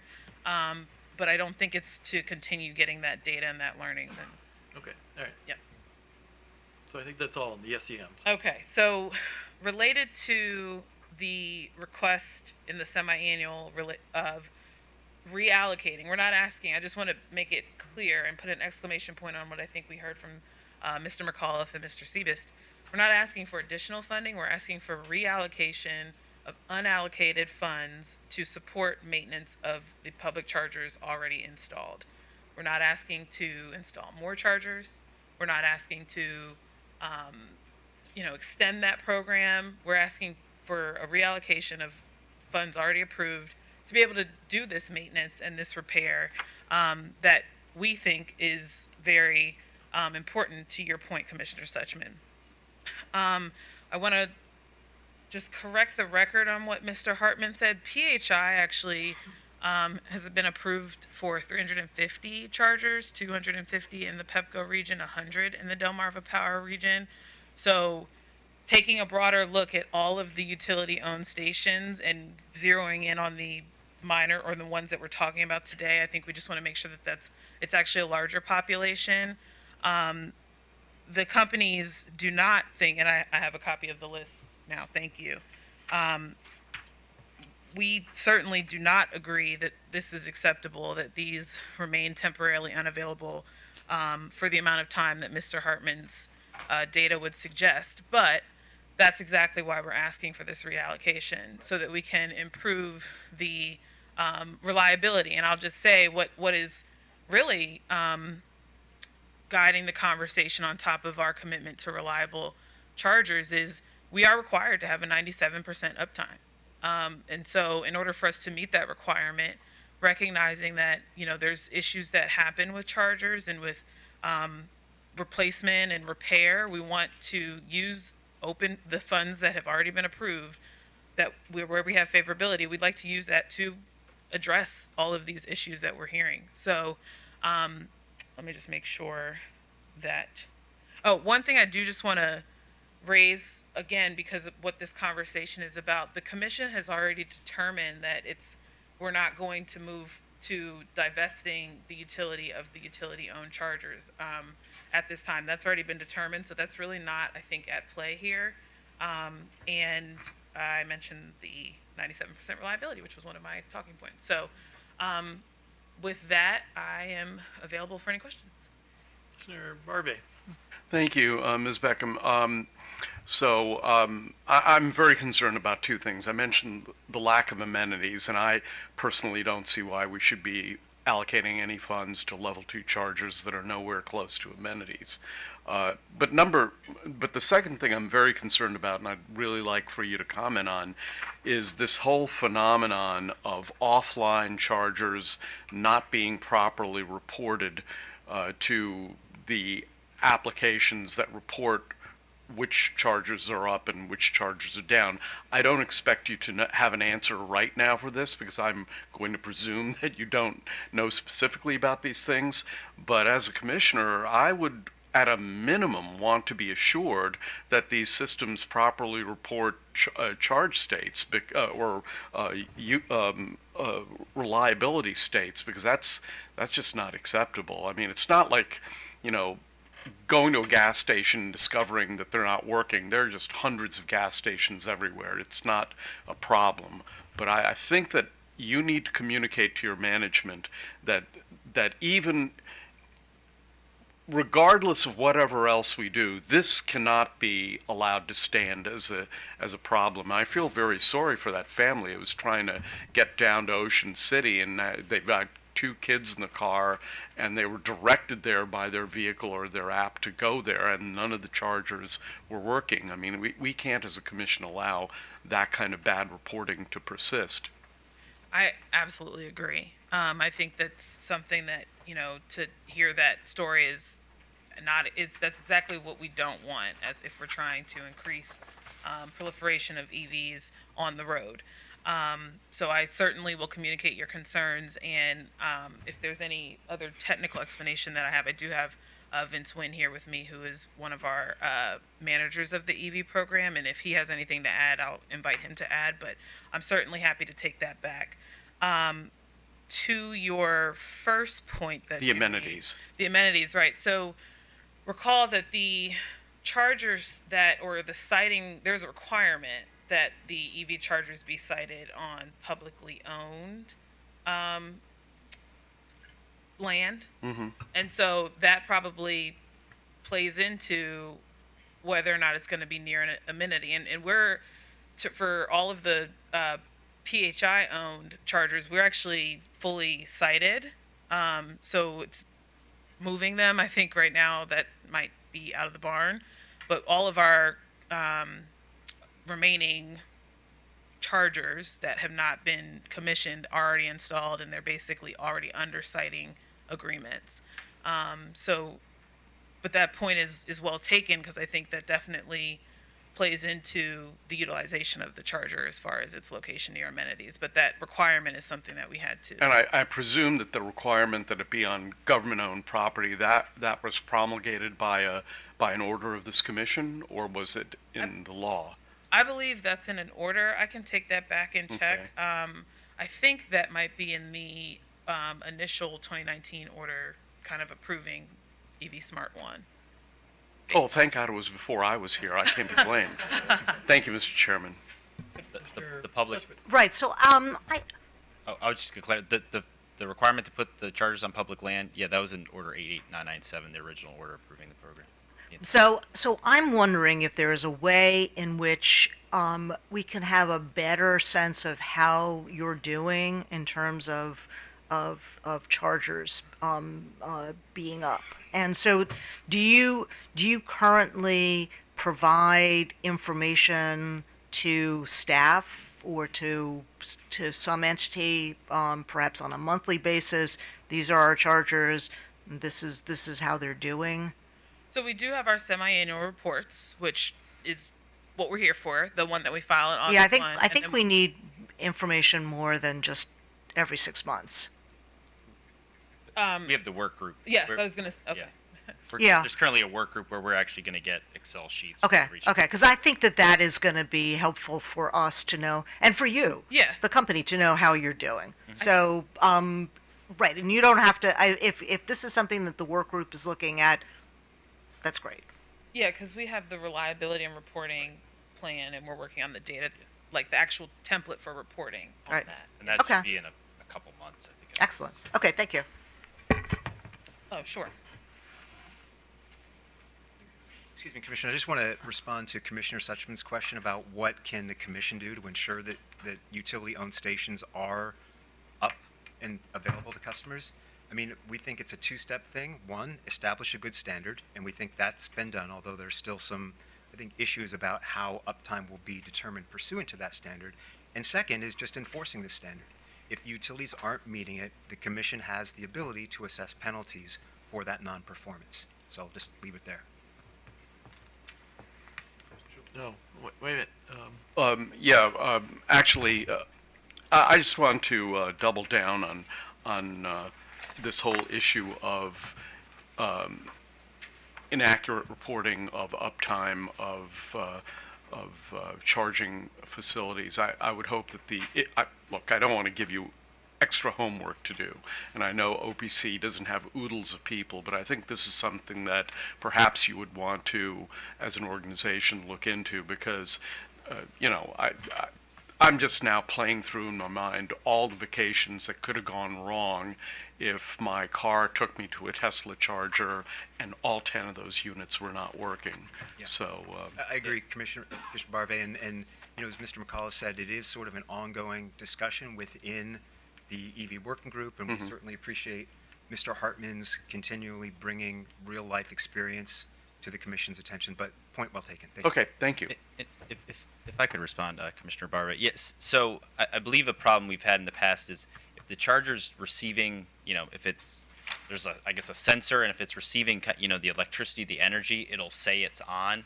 But then if you have kind of a SIM card issue, that's not going to show up in the report, in the way the station is reporting to the greater shell network that it's operable. So that's the things we're working through with the reliability and reporting work group is what is uptime, how do we know that the charge is receiving the energy but isn't operable, and those are the things we're trying to work out. Okay, thank you. Okay, so I guess the question I got is, we obviously can't take these things out of service. I mean, they're there, and if they don't work, people are still going to likely show up there and try to use them because of this apparent disconnection between the apps that say which stations are available and whether or not they're really accurate. So absent reallocating this money, these stations are going to just stay the way they are, which is broke, right? I think that would be the practicality. I mean, don't want to. The only reason I'm pausing is because from a kind of where we already are in certain corrective and preventative maintenance efforts, I don't know what if some of the chargers that Mr. Hartman has identified or that we've already identified as needing to be repaired or replaced, if they're not already going to be. But yes, I think that would be the effect of not approving this. And so I guess I'm particularly concerned about the ones in the Delmarva service territory because, I'm assuming that in Pepco there's maybe other options just because, it's a more densely populated area and there's probably other charging options around there. But, looking at this list from Mr. Hartman, I mean, these are like most of the population areas on the Eastern Shore, and I'm assuming they may be the only charger, in those towns. Which creates, a pretty big problem. So I guess the other question I have is, if we approve this spending of the money, what's the guarantee we got that they're actually going to get fixed and they're going to work? Because it seems to me, and I've been at this, before I got here, when I was upstairs, dealing with this, and it seems like this has been, and it's not just your company, like all the others have the same problem, this constant issue of these chargers not working for a variety of purposes. Some of it I know is vandalism, but it seems like a lot of times it's just, they just don't work. And it's been kind of frustrating trying to figure out why these things don't work.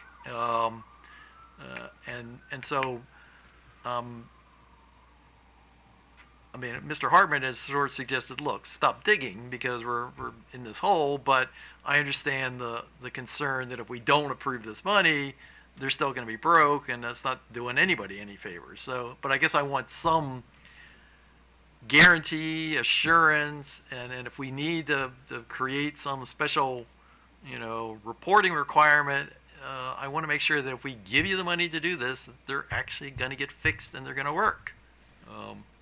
Right, and I think that's absolutely right. To the point about like guarantees and assurances, we have a repair plan, we have a replacement plan. already set out, and that's what we've shared and provided. But the I don't want to say the guarantee, but we do have this 97% uptime that we do take very seriously. And to Commissioner Suchman's earlier point, this is utility-owned infrastructure, and we do take it very seriously that it's operable, especially if it's consumer-facing, such as this. So, I think that's something very, very top of mind for our public charging maintenance program, and we've got phase 2 proposals coming. Again, I don't want to spoil the surprise, but they're due, I think, Friday or Monday. And we've definitely taken what the commission has said already, which is, we want to make sure that there is a reliable and extensive charging network. And so to simply say, hey, divest yourselves of the chargers that you already have, that's not the answer. But what we think is the answer is to create and use these funds from the phase 1 program, and then as we've kind of contemplated in our phase 2 proposal, to support and maintain these utility-owned stations. So there is, to your point about a guarantee or an insurance, there's a 97% requirement that we do take seriously. I do just want to say, we'll take this list from Mr. Hartman and take a little bit more time with it to really understand what's going on here, but it's top of mind for us. Okay. And I guess the final point is, and I'm not saying this as a threat, but there was some mention about, one of the options is the use of fines, and I know that was done related to reliability problems with the regular electric infrastructure, and since, you consider this part of your electric infrastructure, I suppose the same sort of issue could be applied here. So so when you're giving the message to the folks that are going to do this, you may want to indicate to them that there might be some other consequence, if this problem continues, because it's just been a source of, frustration, and, we're trying to sort of, the state's very interested in moving into this direction. They view this as a big piece of the puzzle when it comes to dealing with climate change, of trying to get people to do this, and there's been this back and forth about, range anxiety, but the fact of if people make the commitment to buy the cars, they think they ought to be able to do it, and and I've said, one of the things has mystified me about this is I assume we had a similar sort of transition period when we went from the horse to the internal combustion engine, and I've never read anything about, gas stations not working, when that problem. That way. Back in those days, you used to go to the pharmacist to get your gasoline. Okay, all right. But anyway, apparently that infrastructure works, so there's no reason why this infrastructure shouldn't work. So, all right, well, with that, I move that we approve the alterations to the EV programs as proposed by Potomac Electric Power Company and Delmarva Power and Light. Commissioner Suchman? Aye. Commissioner Barbe?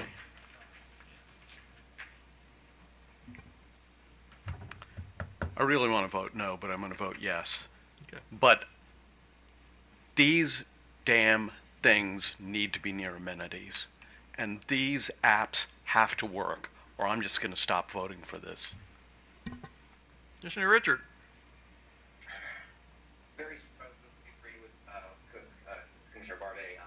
I thought OPC made some good arguments. I think I'll support the motion, Mr. Chair, but I have really concerns about the way these programs are being managed by the utilities. So, but for now, I vote aye. Okay, I vote aye. Item 17 is a request from the Coalition for Community Solar Access for an immediate market waiver.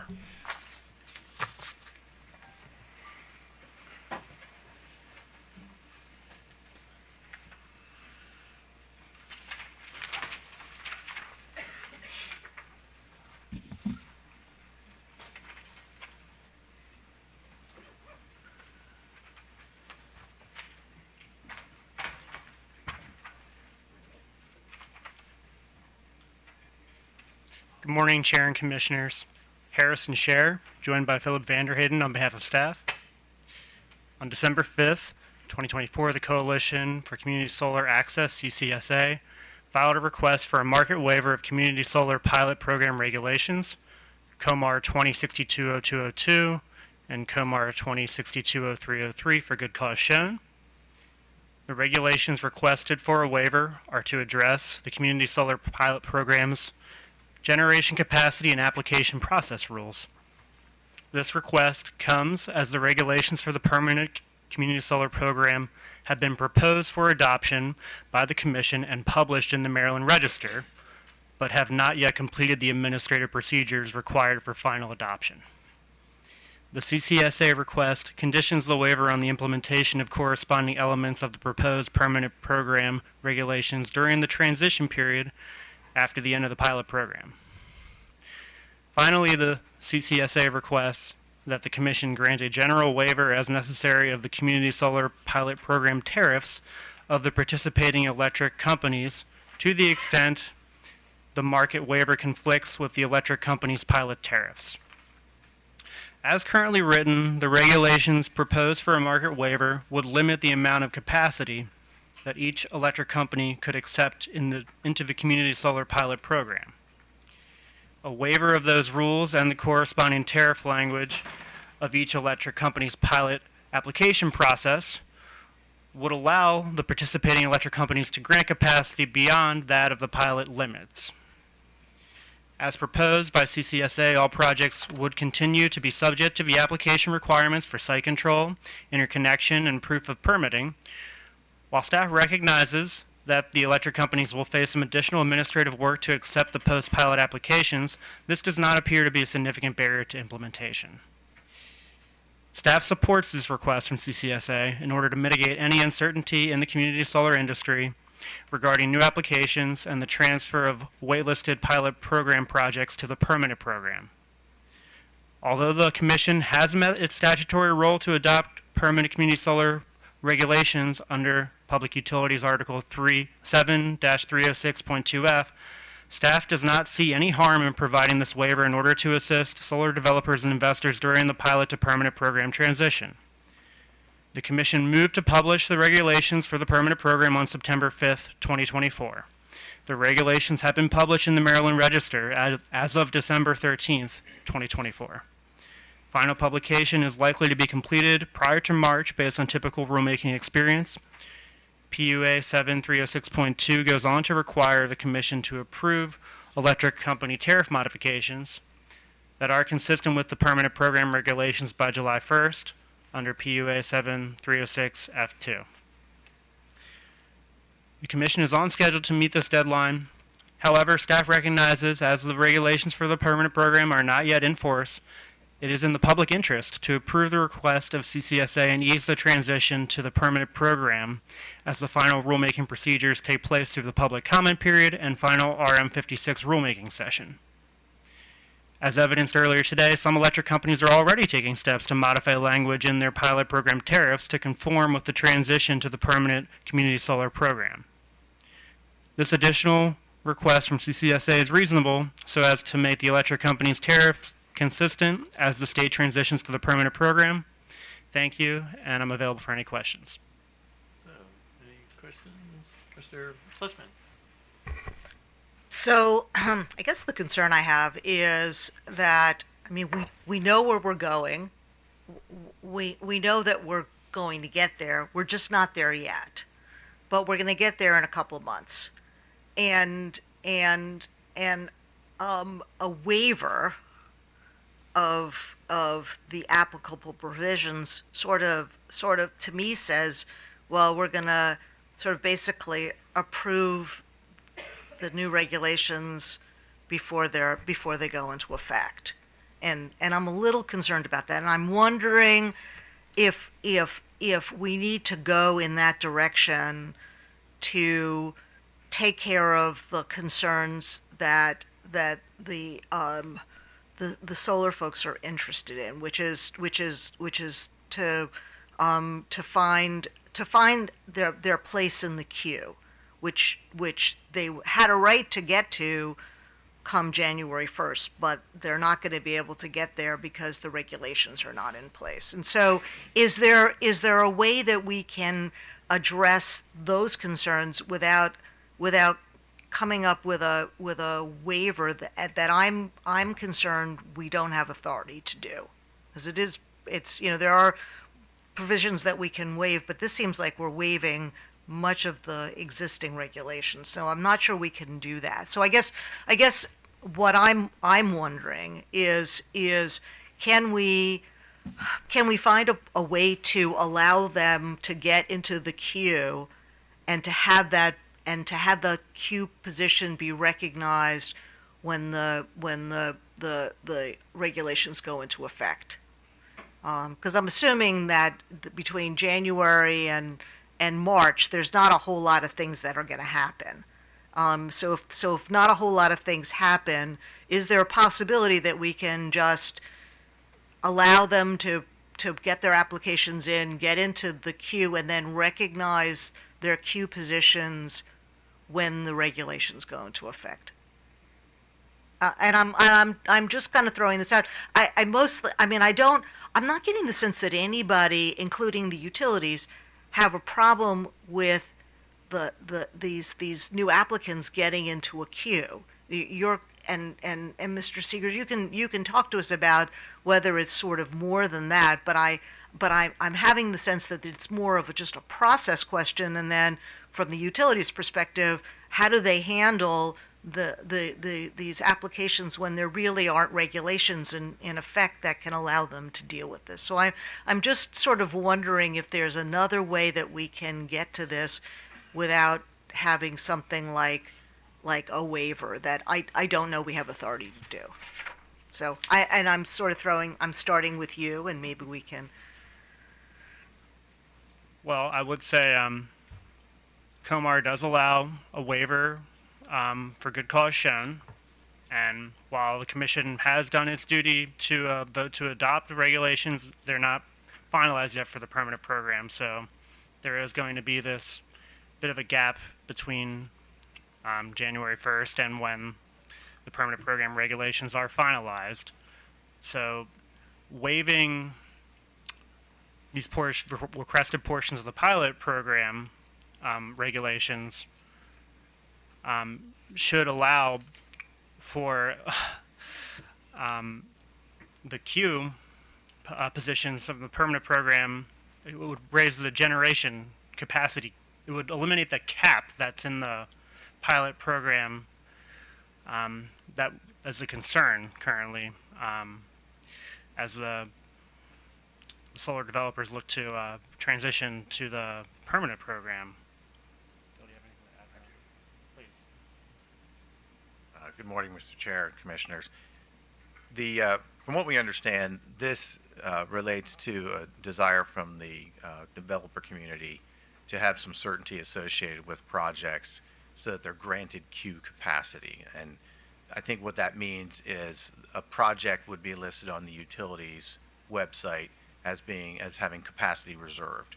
Right now, there are a number of projects that have been waitlisted from the pilot, and there may be projects that applications are received after January 1. From what we understand, this essentially derives from a need from the developers to sort of see their project on the utilities list with capacity granted so they can proceed with whatever investments or development activities they need for that. So as the but I guess capacity would be granted when? Capacity would be granted when the utility adds that to their list, which I believe the interpretation of the existing rules prevents additional capacity to be granted. So I think this has not had the time to sort of work its way through a full discussion in the work group, but my understanding is there's not a way to grant capacity until the new regulations are in effect. We do not have a sort of a consolidated project queue. We have the existing list of projects, which are each assigned a category, and they sort of viewed as like individual category queues. Those are not, those have limits based on the existing rules, and the utilities have waitlisted anything that would have exceeded the existing capacity limits. So once depending on how you're viewing the interpretation of the law, those limits cease to exist, those categories cease to exist for new projects that would be entered into or applications filed after January 1. And for the projects in the existing wait list, what the law describes is that those would be granted a position in the permit program queue. And presumably, since there are no limits in that queue at all, aside from the statewide 3,000 megawatt limit, those projects would effectively move from a wait list to a queue where they were granted capacity. And I think that is what the developers are looking for, is something that documents either their waitlisted projects or the projects for which they will apply after January 1st will be written down on that list as having been given capacity. So if there is a way, perhaps with some consultation with our utility folks, to allow the utilities to document in a public way that these projects are either have been granted capacity or will be granted capacity, that may be what allows the Right, I like the will, I mean, is there a way that it can be documented that they will be granted capacity once the regulations go into effect? I mean, I don't know exactly. We might want to see if that's, what the development folks are looking for, but, perhaps that would not be viewed as anything other than making a note of, what will happen once the regulations go into effect. Whether or not the utilities are comfortable publishing that information on their website, I think we'll have to hear from them, because we did not get into those details. Okay, actually, let me turn first to the Exelon utilities, since they did file some concerns with this. And I guess, are you speaking just for the Exelon companies, or does this include your compatriots too? I'm speaking just on behalf of the Exelon companies, Your Okay, Honor. all right. So, but Ms. Ray. Sure. No, I see her behind you. So Yeah, okay. So Good morning, Mr. Chairman and Commissioners. Matthew Seegers, appearing on behalf of the joint Exelon companies. We did file comments in opposition to CCSA's petition. I'm not going to go over all the points that we made in our filing, but I did just want to recap just a few things. First of all, CCSA captions this filing as a waiver request, but in fact, what this request is for a commission to adopt interim regulations without going through the rulemaking process. And quite simply, that is not something that we believe that the commission has the authority to do. The Administrative Procedures Act has very prescriptive rules for the adoption of regulations by state agencies. And neither CCSA staff or any of the parties that filed in support of CCSA's filing has made any kind of a demonstration that the commission can legally do what CCSA is asking you to do. CCSA also states in their filing that the permanent program was intended to start on January the 1st, 2025. But that, if you look at the statute, that is actually not correct. What the statute required is for the commission to adopt regulations for the permanent program on or before January the 1st, 2025. However, regarding the start of the permanent program, there is nothing in the statute that says that the permanent program must start on January the 1st. Instead, what the statute states is that the program shall begin on the earlier of the date of submission of the first application of a subscriber organization after the regulations become effective, or 6 months after the adoption of the permanent program regulations. In other words, even if the commission had met the deadline of adopting regulations by January 1st, it was contemplated that by the General Assembly that the permanent program may not start until June the 1st of 2025. Third point is that CCSA states that not granting their request will lead to uncertainty in the community solar queue, which will lead to market instability. However, there should be no uncertainty regarding the status of the queue. The statute expressly states that a community solar generator in an electric company queue under the pilot program shall retain the queue position under the permanent program. Moreover, in the permanent program regulations which were consensus and have now been published, as staff noted, they were published on December the 13th. Section 20620103 says that a CSEGS waitlisted by the utility under the pilot program shall receive a queue position in the permanent program once that program has begun, once the utility receives the necessary information from the generator for a queue position. That same section further states that for all projects that are currently waitlisted under the pilot program, the utility shall establish the permanent program's queue in the order of the date and time of each project's application under the pilot program, regardless of the pilot program category. So these provisions, they provide the necessary certainty as to how projects that are currently in our waitlist or currently in our queue, how they are to be treated. And as I noted before, the regulations for the permanent program, they have now been published, so I don't see how there is really any uncertainty in terms of when those permanent program regulations are going to become effective pursuant to the Administrative Procedures Act. And finally, even if the Commission had the legal authority to treat this as a waiver request, it is unclear exactly what COMAR provision CCSA is asking to seek waiver from. Their filing states that it is seeking waiver of COMAR 2062-02-02 and COMAR 2062-03-03. However, there are portions of those current regulations that are going to be maintained in the permanent program regulations, which again were consensus.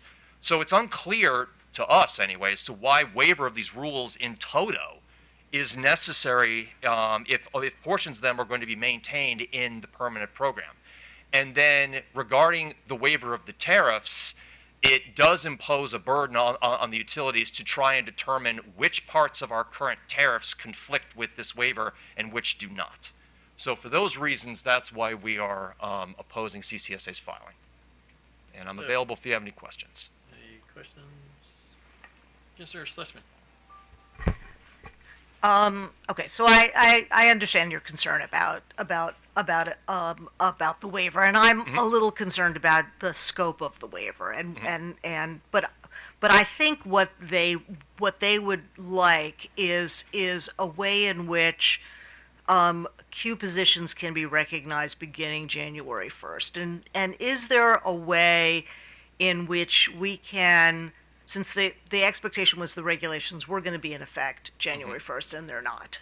So is there a way in which we can give recognition to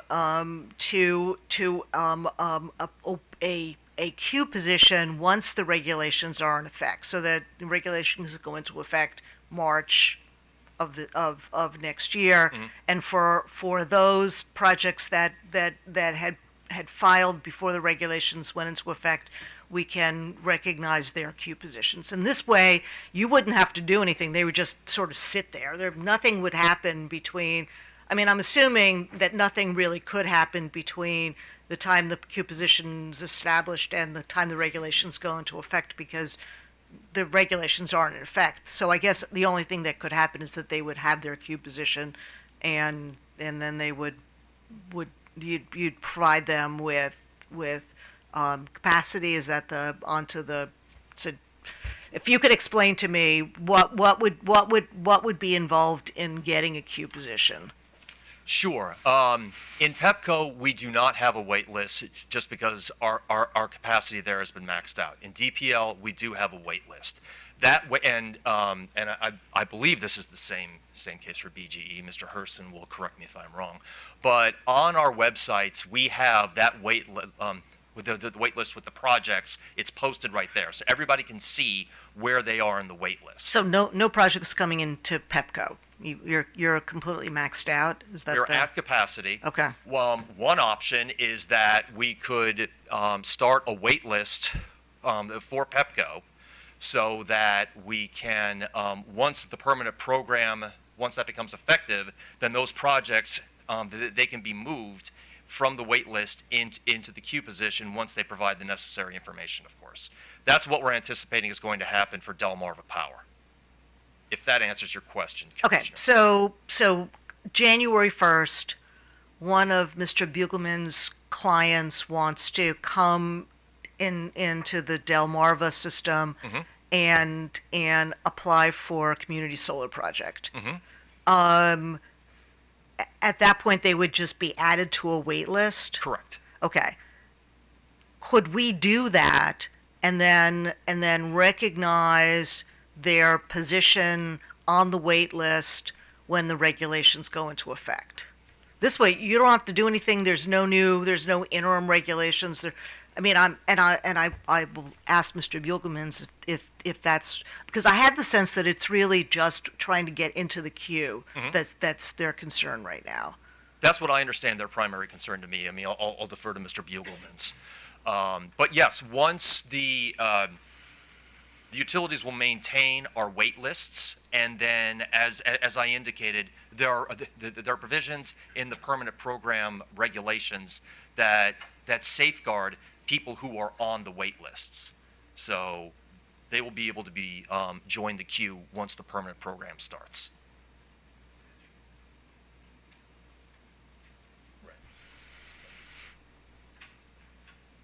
Okay, maybe we can come back to you after we hear.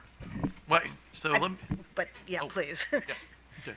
So let me turn to Potomac Edison. Thank you, Chair and Commissioners. I'm not going to reiterate what we've already gone through. I'm just going to try to answer your question as specific to Potomac Edison.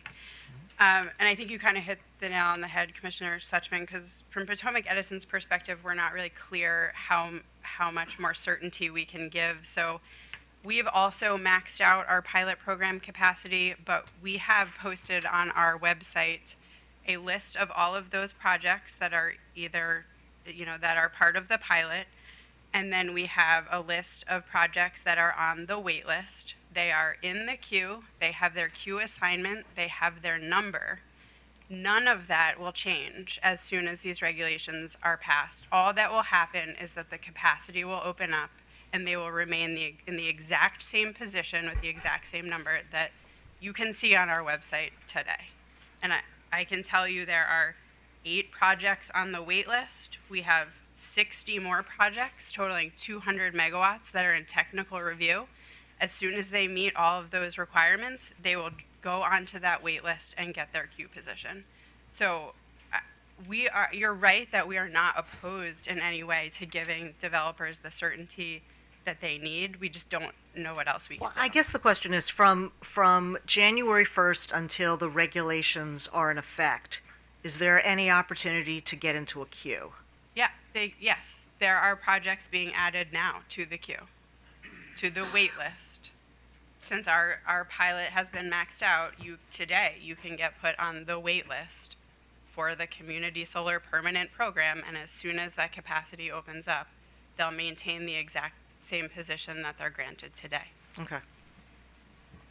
I don't know if we're different in that regard from the other utilities. Okay, BG&E, you have something you want to?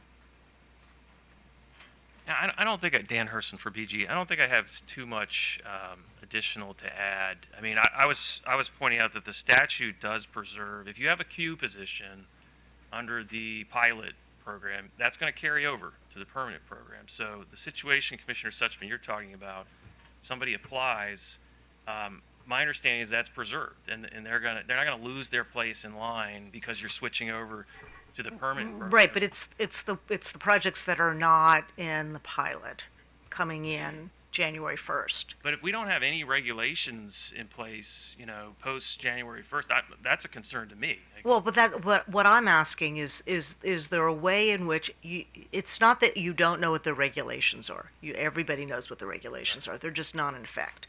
So it's not going to be a surprise to you. Is there a way in which between January 1st and the day the regulations go into effect, that these projects can go into a queue that will then be recognized when the projects, when the regulations go into effect. So we don't have to worry about waivers. We don't have to worry about, I'm a little concerned that I'm not quite clear about what we're going to be waiving. So this would simply be, I mean, unless I'm mistaken, I have the sense that it's a queue position that they're concerned about. Or a wait list position if there's. Right. So is there a way in which those projects can, so they get their place in the queue and their position gets recognized when the regulations go into effect? Yeah, I don't think that our position is that that's not a possibility. I guess when Your Honor asks, is there any way to preserve that internally? Yes, but I don't know. Are you asking about like a publication of some sort? Well, I'm asking, at least in theory. I mean, I'd like to hear what Mr. Bugelmans has to say, but at least in theory, you didn't have an issue with the idea of a queue. Your concern was what is it that you're going to be subject to because there are no regulations in place between January 1st and the day the regulations go into effect. Right, correct. We would be sort of running naked there. Right. We would have nothing to. Yeah, I don't control want that. over. Right. And that's not a good sight. Right. But let me. I'm interested in what Mr. Bugelmans has to say, and then maybe we have a response to that. 'Cause Right. I want to better understand what his client and his community is thinking is the issue there. Okay, with that, let's turn to CCSA. Thank you, Chair Hoover, Commissioners. David Bugelmans on behalf of CCSA. I'm also joined this morning by Mr. Charlie Kogashal, the Mid-Atlantic Regional Director for CCSA. We also have Mr. John Miller here from Chaberton, which is a developer in Maryland and is a CCSA member. I have about 5 pages of written comments about the Commission's authority to issue a waiver and responding to the idea that this would be a rulemaking by order. I can go into that if you'd like, but I'll cut to the chase in terms of a potential way to do this. I think that Commissioner Suchman was getting to our main concern, which is the transition of projects to the permanent program queue. The expectation with the industry, based off of the way HB 908 is written, is that the permanent program would begin on or about January 1st. And there's tremendous expectations related to that, and Mr. Miller could talk to some of the financial implications of that. And for projects, what makes that real in terms of it is a permanent program project is getting that queue position. So I think the idea of not issuing a waiver, but directing the electric companies to begin preparing and accepting projects into what will become the permanent program queue once the regs are finally adopted makes a lot of sense. I would recommend to, as a condition of the Commission's directive, include the specific conditions we proposed in our waiver request, because those are the specific provisions that dictate how that transition will work. And some of the folks have already alluded to that, but sort of the situation that exists today is in some of the utilities, there's a substantial wait list of projects. Those waitlisted projects under the regulations the Commission adopted will automatically get queue positions when the permanent program starts in the permanent program. And then projects, well, I guess taking a step back, they will get queue positions if they've met the requirements for a queue position. So that means they've provided proof of site control and proof of application for permits. So they'll automatically get positions in the permanent program queue. And then projects that have not met those requirements will get those queue positions on a go-forward basis. So the conditions that we have proposed with the waiver would deal with that piece. And I think the Commission could do that and make clear in its order that this is all contingent on the permanent program starting and sort of once it starts, you're off to the races. So I think that's a fine way to address these concerns without getting into the legal kind of the legal thicket of is this a permissible waiver or a rulemaking by order. Okay, so let me start first with Mr. Vanderhayden. I mean, is that something you can live with and make work? I think we are very comfortable with what was just described by Mr. Bugelmans. And then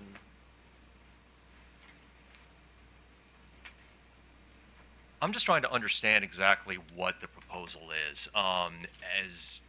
As I said before, the way that we anticipate that it's going to work is that after January 1, we maintain the wait list And then once the permanent program, once that becomes effective, then those projects will be moved over into the permanent program as per the regulation. So I'm just wondering, what conditions does, I'm just not understanding the need for the additional conditions if those conditions are already going to kick into effect when the permanent program starts. So that's, I'm just trying to. Right, but it's all the projects that are not in on the wait list now. What I believe Mr. Bugelmans wants is a queue position, so when the project goes into when the regulations go into effect, they've got their queue position, which they should have had the regulations gone into effect when we expected them to go into effect, which was January 1st. So all this is doing is it's kind of preserving where they would have been had the regulations gone into effect, and then once they go into effect, the regulations will our order, if we go this path, will recognize that those filings made between January 1st and the date the regulations go into effect are recognized queue positions. That's correct. And what I'm trying to understand is that how is that different than just maintaining the wait list, which essentially is the queue? But that's the wait list for the projects that were already proposed. These are going to be new projects. Well, correct. And we're not going to stop a project from joining our wait list after January the 1st. That's how they can get into the queue.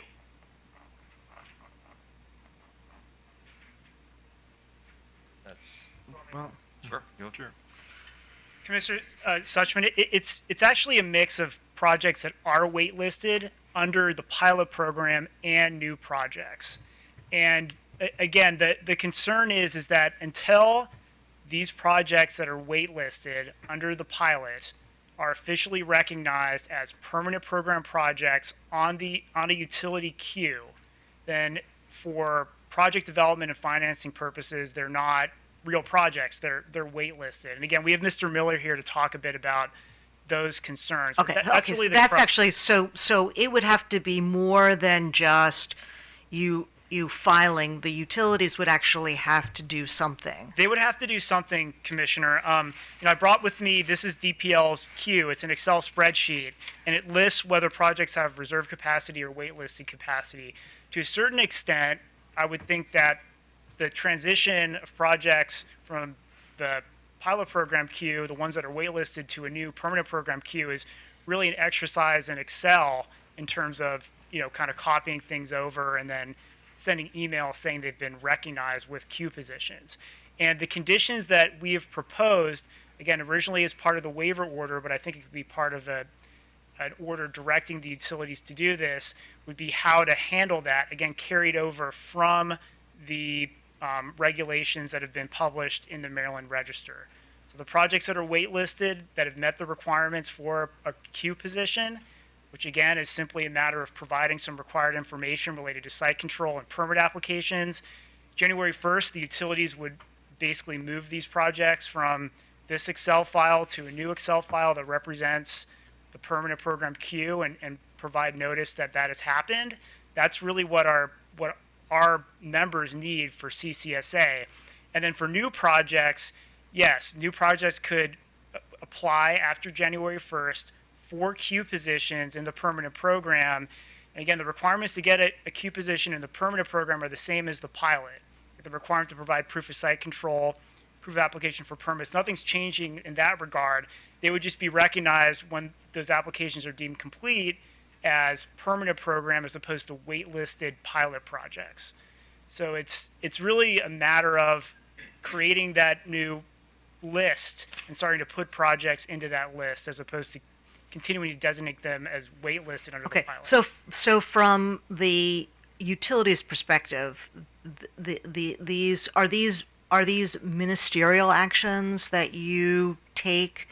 How involved is your review of site control and?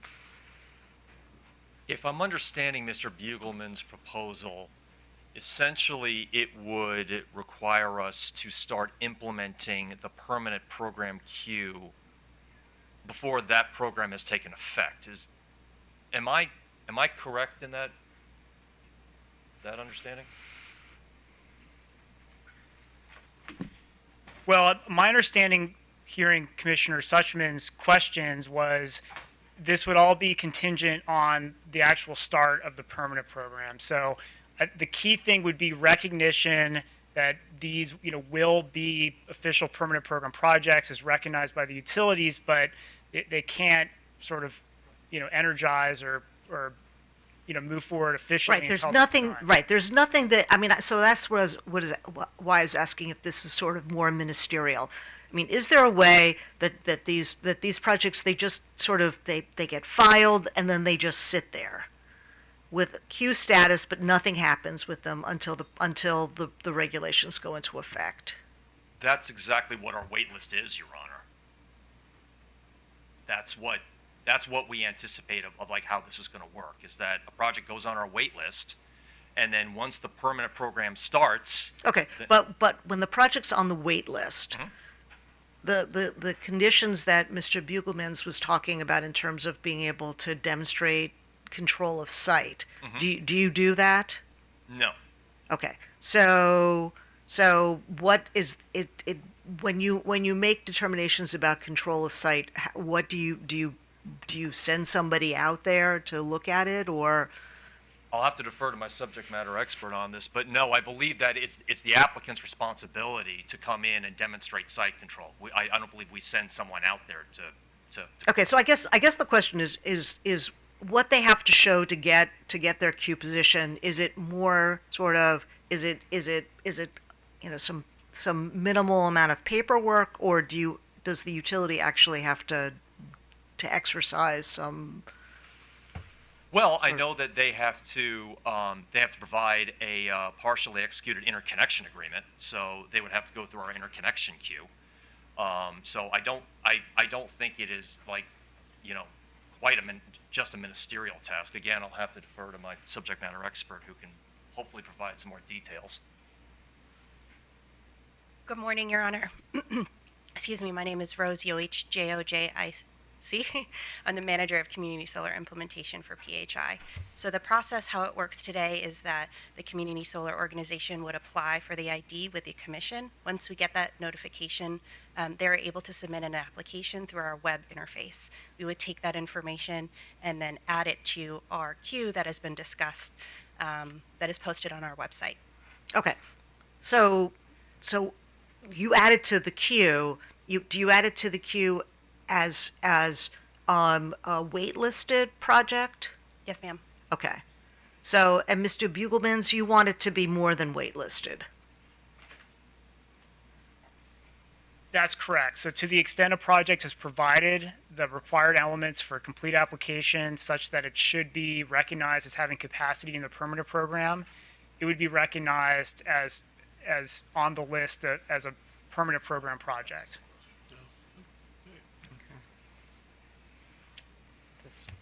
Kumar has So, something.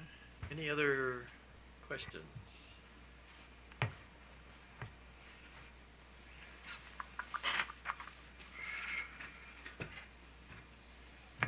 All right, well, I think what we're going to do is actually take this under advisement, because I want to make it precise as to how we do this. I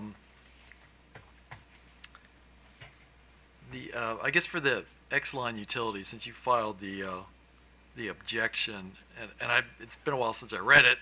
I know you focused on whether or not we could do this, and that's one argument. But were there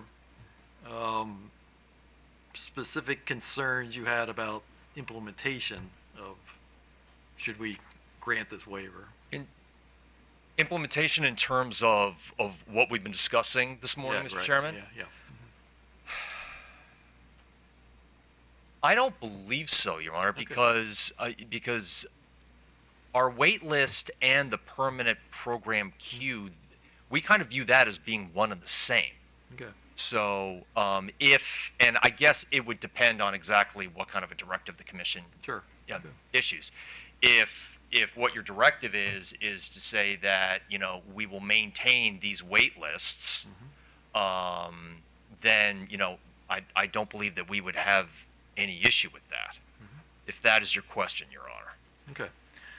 All right, I think that works. So, all right, so like I said, with that, we're going to take this under advisement. We'll get something out in writing relatively soon. So.